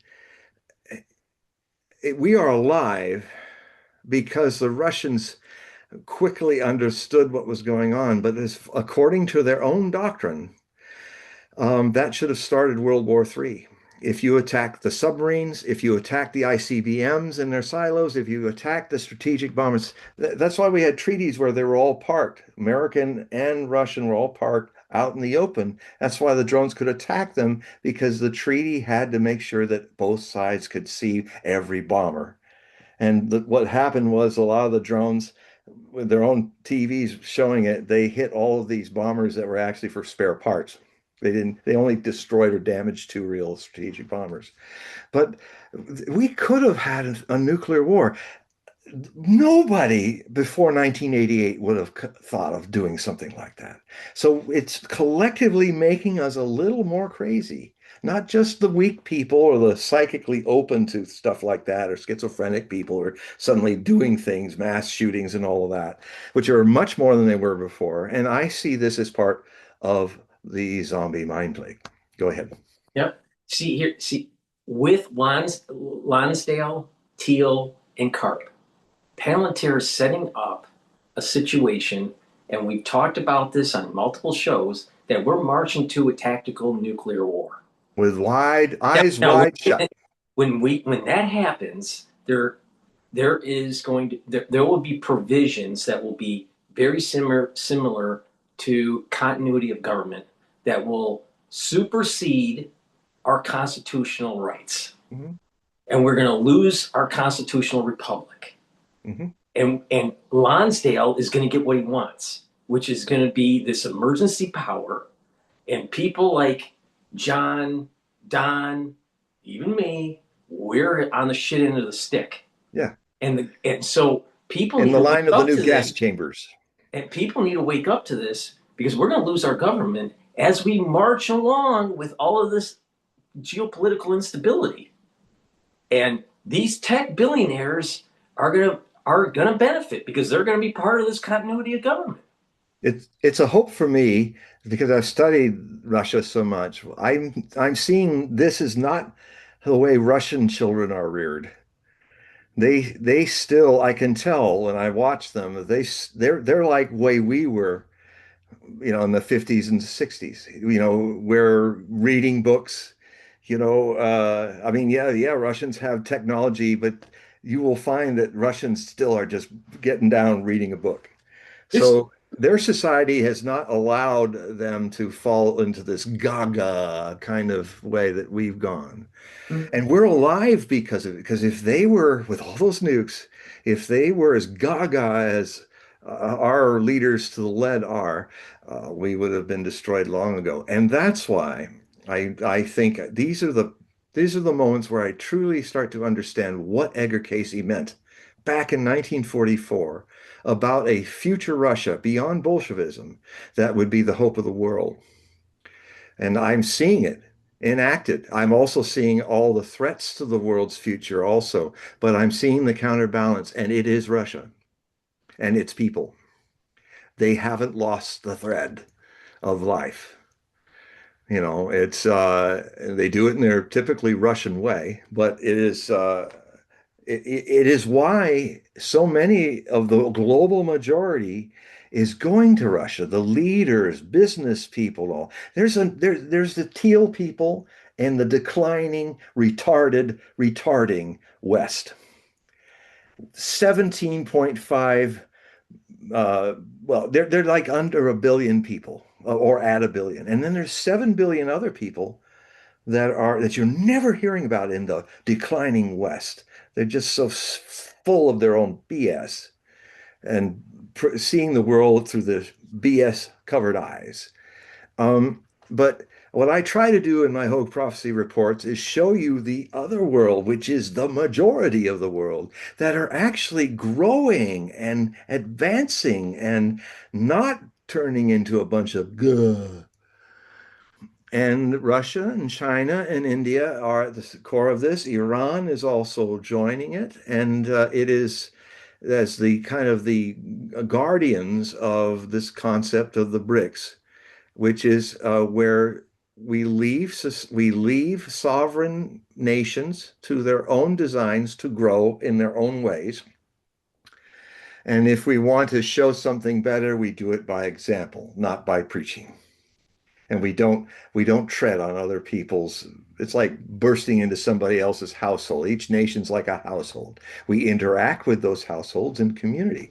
But the way we have it now today is the Western Bloc wants to bust into all kinds of Center and Eastern Asian blocs and say, you should live like us because our shit doesn't stink. And and they just look at us like, what kind of creature have you become? And they had to be kowtow to America when it was dominating the world, but America is very rapidly like a deflating balloon. This hegemon is disappearing. It is disappearing by the hour. This war in Iran with Iran is going to destroy American hegemony. If America now with Trump is now going to uh, well, he's fighting a war to the last missile, where Lindsey Graham used to try so hard to fight and hurt Russia if it takes the last Ukrainian, and he openly would say that. That's why I know he drank a lot. He wouldn't say that if he weren't a little tipsy, and he was always flush-faced anyway in public. Anyway, I grew up with an alcoholic father. I know the signs, but anyway, in a moment. He's um, there's a world developing that's just looking at that and going, we have another choice. And this attack on Iran is America's attempt to destroy the BRICS. It's not just about Iran.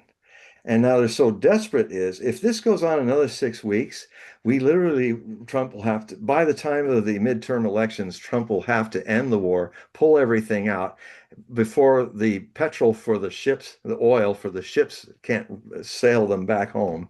And because we're losing the sour crude we need to make diesel and airline fuel, it could very be a lot of those tankers, 20 or 30 tankers in Ben Gurion Airport. They may not be able to fly home, or it'll be a one-time flight and that's it. We are, if this war keeps going the way it's going, even if it's a little less than before, you're seeing the strategic reserves of all the missiles gone. Use all the fuel gone. America in this war is literally going to end up sitting on the ground collecting dust. It's a military industrial complex, and people will see what an absolute money-making fraud it has been, a monumental fraud. And maybe that will wake up Americans to, not harm these Peter Thiels and other people, but not let them harm us. You can go Don, play with your computer and dream your dreams.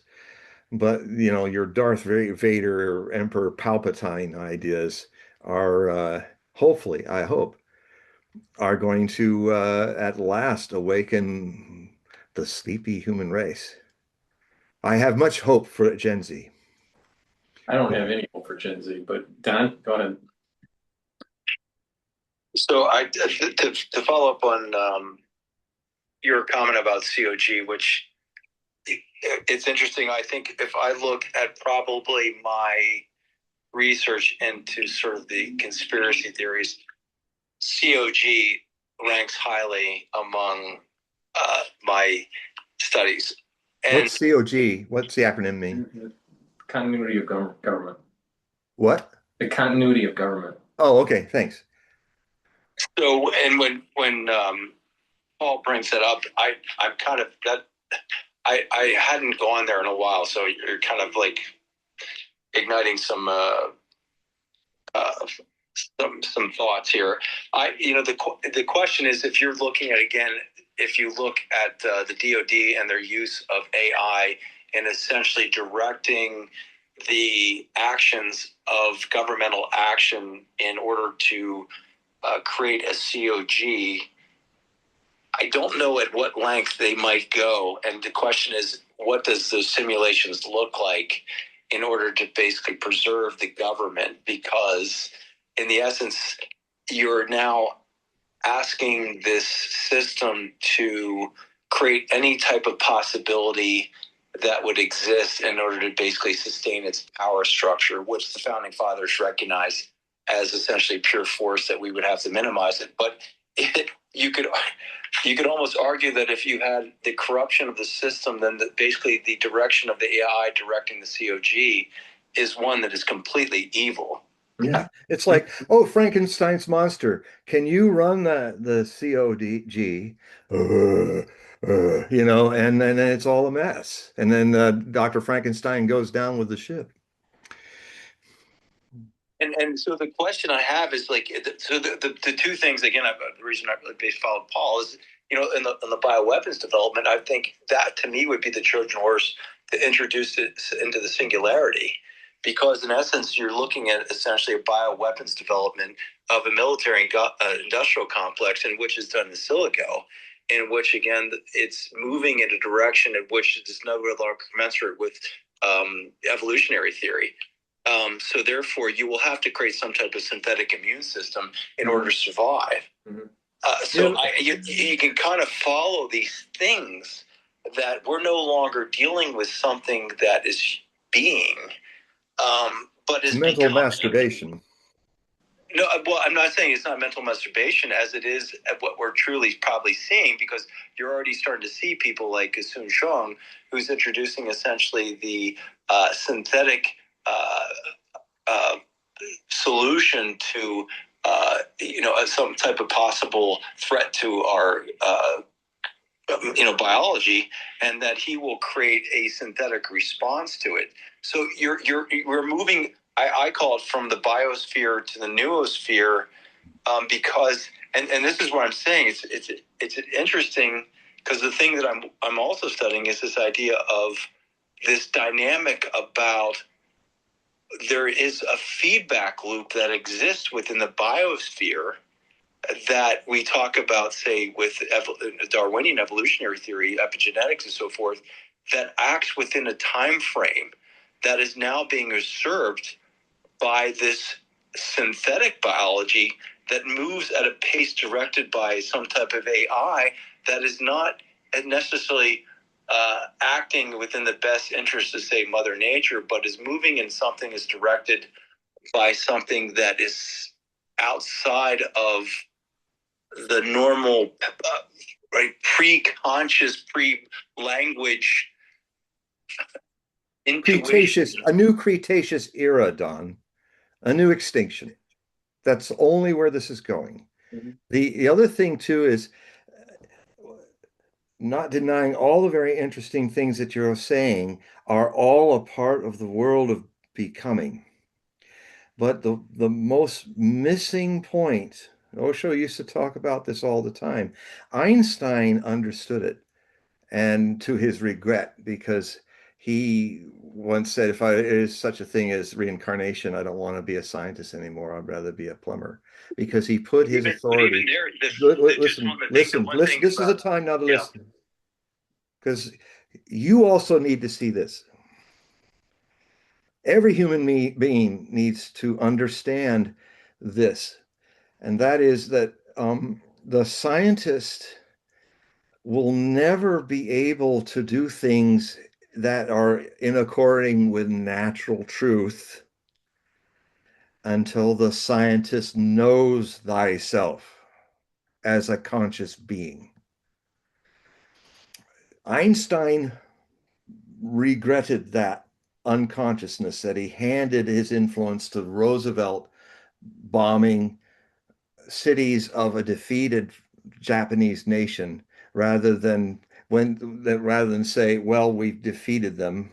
The Germans were supposed to be bombed. We defeated them. We didn't need the atomic bombs. No, the politician, hairy ass Truman, sorry, as Osho used to call him, True Monkey.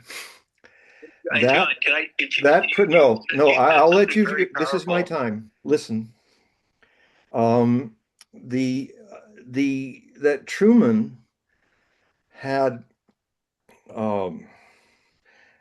decided to motivated to not let the war end for months, killing millions of people when the Japanese wanted to end it in May, when Germany ended. But he wanted to delay the ending so he could use those bombs to bomb the last two cities standing in Japan as a way to scare Joseph Stalin. And so it had to happen around the Potsdam meeting in August. He had the bombs. He was waiting for the bombs to be finished so he could put on a big show and then say, hey, we just did this. And there's Stalin with his pipe. He's puffing. And Truman was totally shocked. His response was not what he was anticipating. He was going, oh, that's interesting.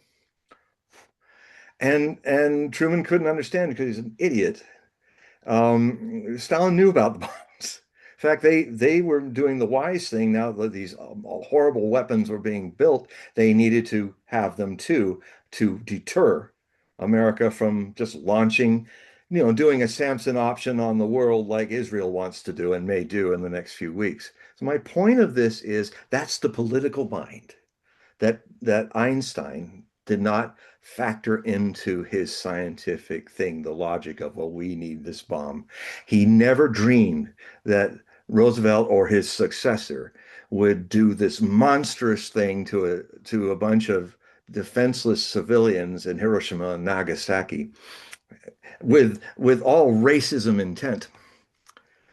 And Einstein was crushed by that. And what has to happen for the future, and I'm closing now, what has to happen for the future of humanity in this age of science, which is the Aquarian age, is that science needs It's flopping around with one wing and can't truly fly and can't truly rise above these idiots and in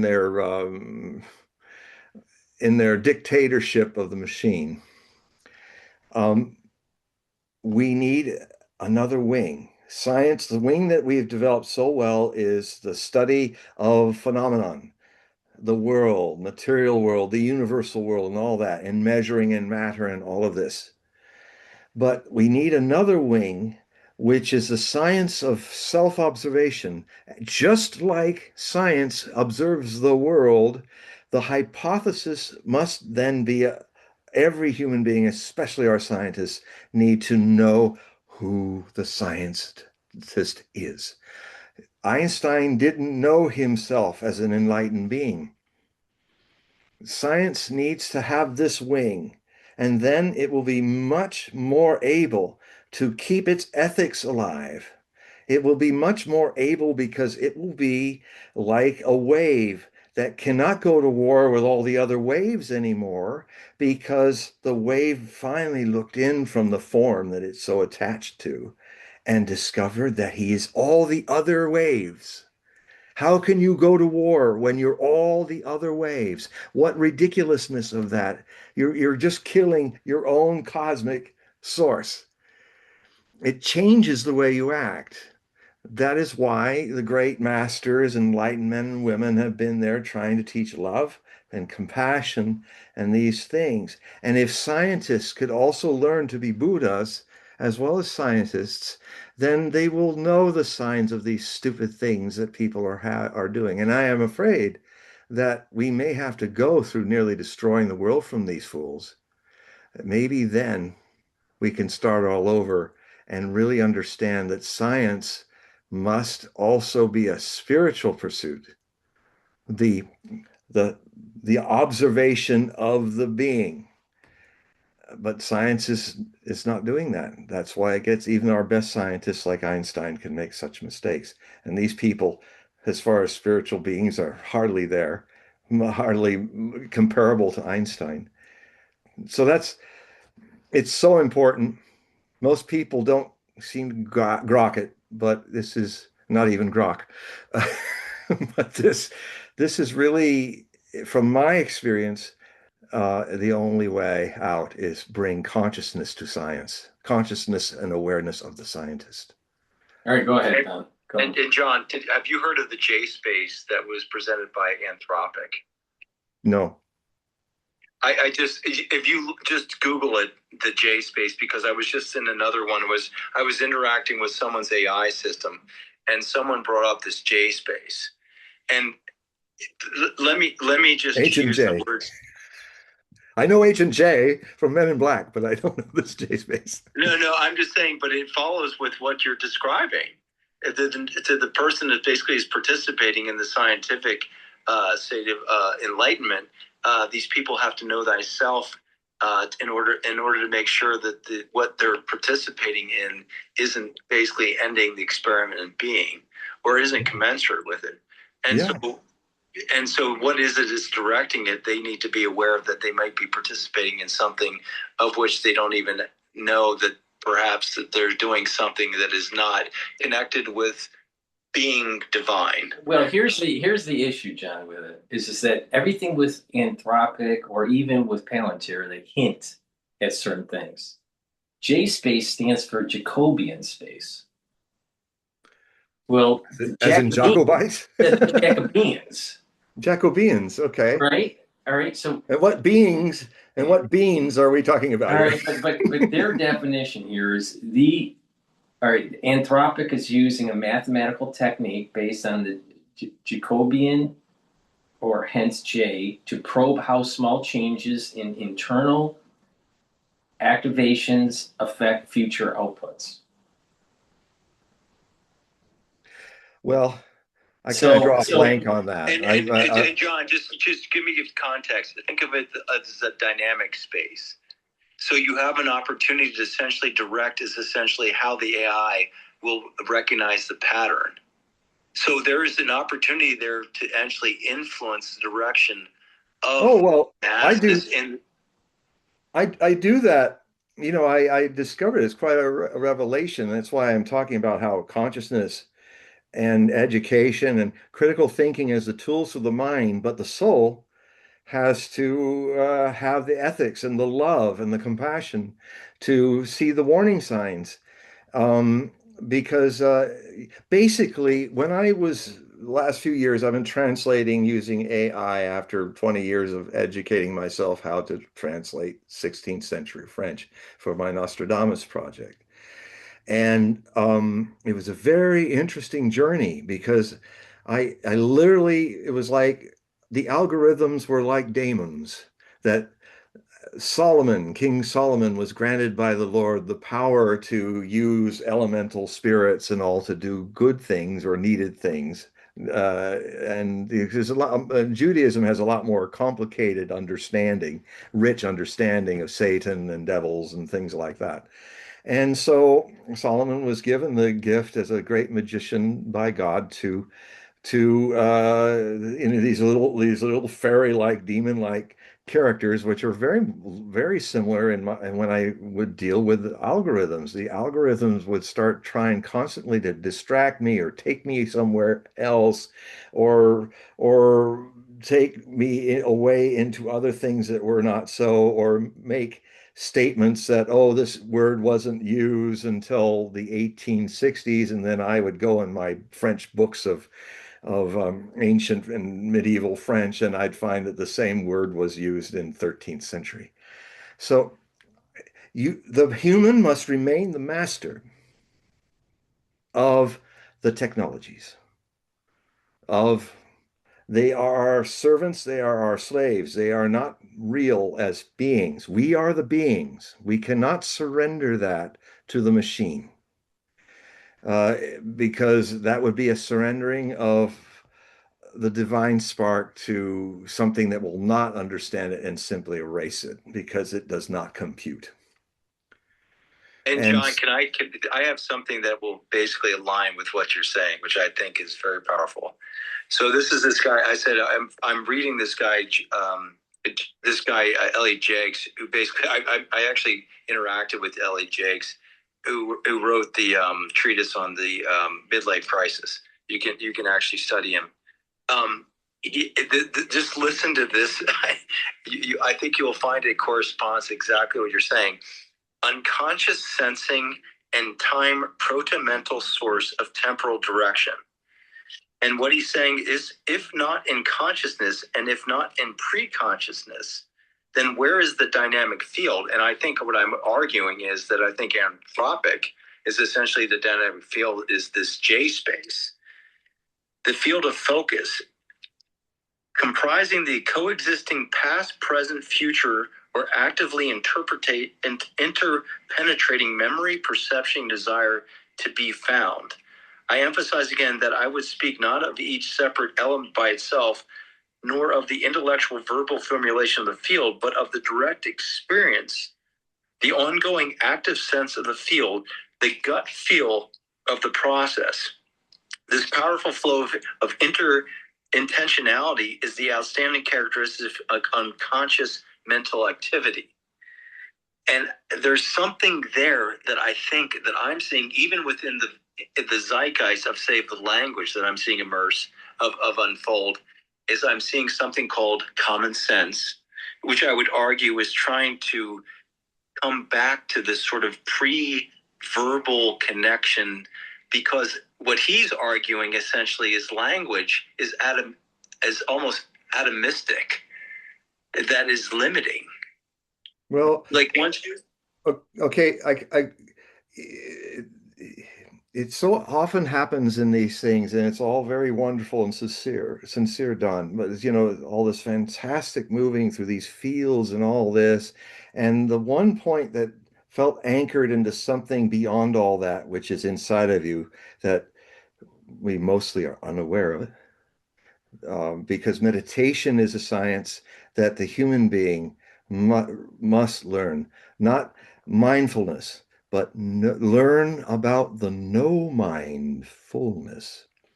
And you're expressing and using your mind beautifully, but there is a witness inside everyone that if that is not engaged, witnessing you saying these things, witnessing you talking even down to something closer to it, which is a thing that can happen in the world if you're more compassionate, more aware of knowing who you are as a source, then yes, compassion, love, common sense is there to help guide all this very complex and wonderful, but totally mental ideas that you were talking about.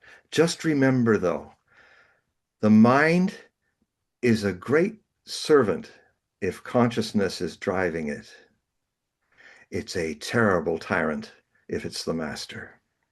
And it can, so it is, I mean, in these things, I could just feel you go through these wonderful mental journeys of this layer of understanding, this layer of possibility, this layer, but don't let it take you away from the source.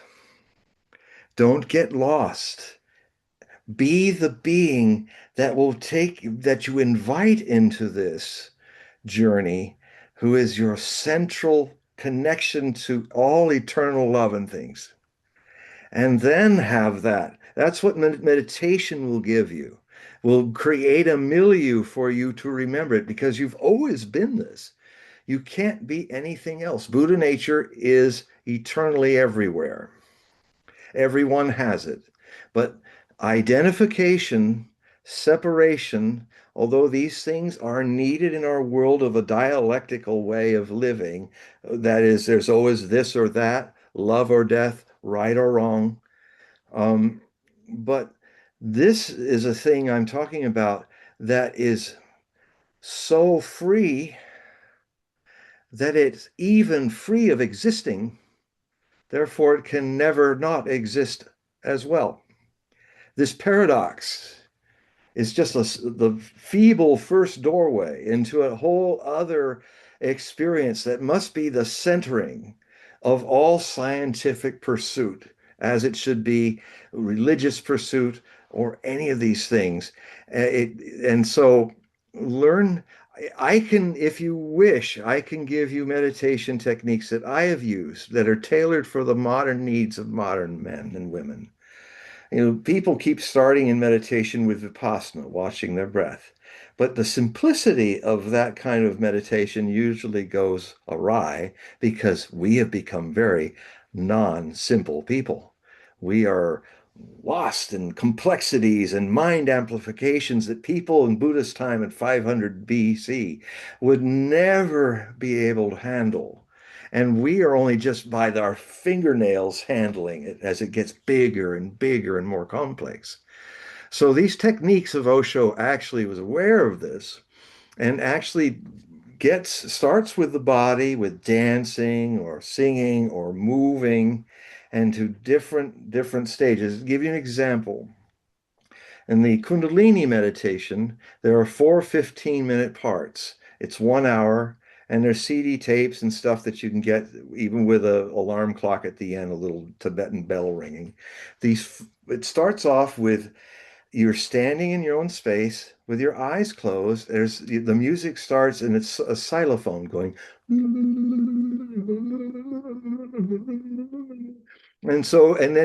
what you're going to do is you're going to dance in your space. You're just dancing. You're just dancing, and if you feel like only a finger wants to shake, you're not dancing, actually, you're shaking. You're shaking off all your energies, all the dirt that your energy has picked up in the day. So sometimes you might just be shaking a bit. You don't force it like an exercise. Sometimes you might be going like this. And and um, and then the next stage is you're still in the center with your eyes closed, and there's this beautiful, innocent, childlike music, and you just dance to it. Like now your energy's clean, dance. And it goes like yum dum dum da dim bum bum bum da dim bum ba dim bum bum bum dum dum bum ba dim bum bum bum ba dim bum dim bum bum. And so you just dance like a child.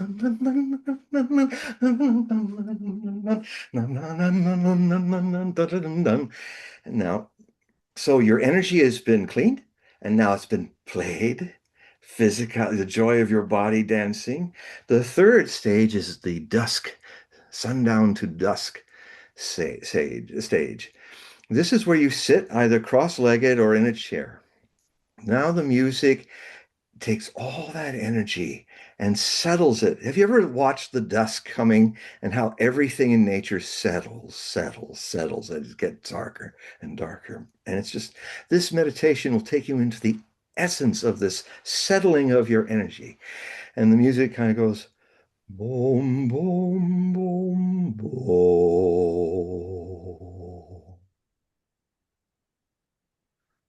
Boom, boom, boom, boom.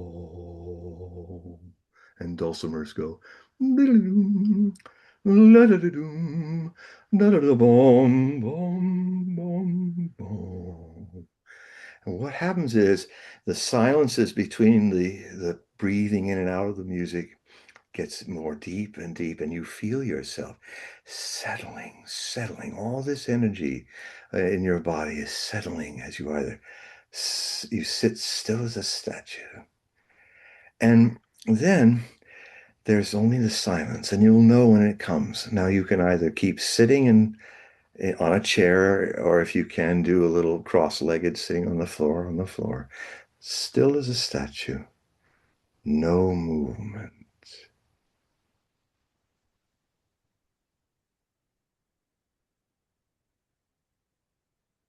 For 15 minutes, or you can lay on your back with your palms up or down and lay on the floor and just melt into the floor.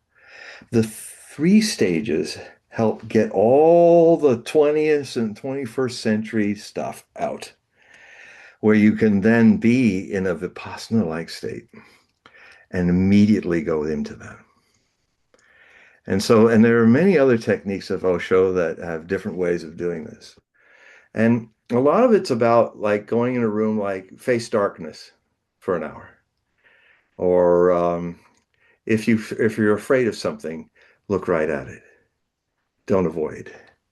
The other thing is anger. And this is very important because I swear to all of you listening to this, and those who will listen and see this show later when you discover it, you all need to have a moment of absolute murderous rage and kill something. But this can be done because you're all full of murderousness. We're all full of this. But it's the beat the pillow meditation. And basically, you can put one pillow down as you get on your knees with the pillow, and you start beating it. And you'll feel like a fool. You'll be laughing. And Osho says, it's fine. Just keep going. Just keep pretending. It will suddenly happen. And so you're beating the pillow. Now, be a person that you hate, a country you hate, whatever you hate, you can even put a name on the pillow. And you're going to kill it.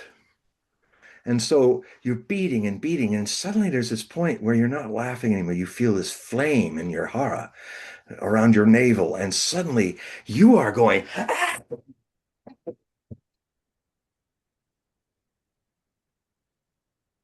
The thing is, people need to release that anger and rage and murder, but you're murdering a pillow. You're not murdering a human being. And this will release so much of the rage that people try to maintain because they're really angry. People are very angry. But this is like saying you can dump your negativity on the pillow, and it can be a great purification. It'll be a healing for you. And I tell you, if the whole world did the pillow beating meditation, 20 minutes for 21 days, if the whole human race did it, it would be the end of wars, the end of murdering, the end of all that, because that emotion, which is very much a part of us being alive, will be given an expression. It's like doing your own self-help exorcism. Exorcism is merely people, they're not channeling demons, they're just full of rage. And it can come out quite demonic, and it should. But in this way, you're transmuting this base metal into gold. Anger, when it's transformed, becomes compassion. And That's it might sound silly to a lot of you, but try it. Just you got pillows. You've got the way to do this. Try it for 20 minutes, 21 days at the same time and in your privacy. And it will cleanse you of lifetimes of anger. And then that opens your energy to a whole new perception of things, including perception of science. Go ahead, Paul. No, we're getting to the point Yeah. where we have to shut down the Hmm. show here. But yeah, I know that Don wants to say some words, but we have to kind of close shop here. But I do appreciate everyone that is watching and participating in the chats. I apologize for not getting to any of the questions that you may have had or comments in the chats. But we will do this. We do this show every 2 weeks or so. We have a link in the description that will take you to John's website. So please click that link and help support John's work. He does readings and does a periodical that you can sign up for. And if anyone has a question or a comment, just email me at talkwithme@hogueprophecy.com and I will take time and I will answer it. If you had a question or comment, that's talk with me, all one word, lowercase, at symbol, hogueprophecy.com, which is HOGUEPROPHECY.com. And we republish these on all my channels on YouTube, Brighteon, Bitchute, and Rumble. So you can watch the replays tomorrow. I greatly appreciate everyone participating today. And Thank you. please share the links, click the like button. We want to grow the show. We have some really interesting thoughts that are important. And it takes some time to dive into the details of it. And unfortunately, sometimes we do talk over each other because we want. That's But okay. it's an interactive show. We want it to be interactive. But unfortunately, I have time constraints, and I'm sorry that we can't continue on with the conversation. Yeah, and I'd like to say for everybody who enjoys this show, Paul is like, it's late in New York City and he's got to get up and be a doctor and do all kinds of stuff. So it's really wonderful that he lets us have these moments at the peril of his sleep. Okay, so John, just remind the audience that they can go to your website and sign up, and then we're going to shut that down. You can go to my website, hogueprophecy.com, and read samples there of my articles, and also help me continue this work by becoming. Some of you can become the subscribers, just like $5 a month in an automatic payment, or a whole $60. That's $5 a month, in one shot, for 12 months, and it literally is these days is very much needed to keep. If you want to keep me seeing me and on this show and doing things, we of the alternative media who don't have huge controlling business companies and stuff telling us what to say, we literally rely on you and your patronage, whatever you can give to keep this going. Give Paul too. And so that's one way that you can also read them better if you go on X. My website is still being upgraded, and so you go to X and you'll see it a lot better on your phone. And let's see. Then also I do readings, one-on-one readings. You'll see the office just like this, but the whole show will be you and me in a communion and with tarot cards and astrology and just direct reading. And what you'll see is also a little paragraph that says Hogue Readings, and you just click on that email and say in it Hogue Readings in the subject line, and then I'll see it in all the thousands of emails I get, and I will get back to you as soon as I see it and give you the full information and the times available. And again, thank you for listening to us and watching us. And bless you. All right, so everyone, click the link, that'll take you to John's website, and we're going to do this again in about 2 weeks. Yep. So, John, tell everybody goodbye. Goodbye, everybody. All right.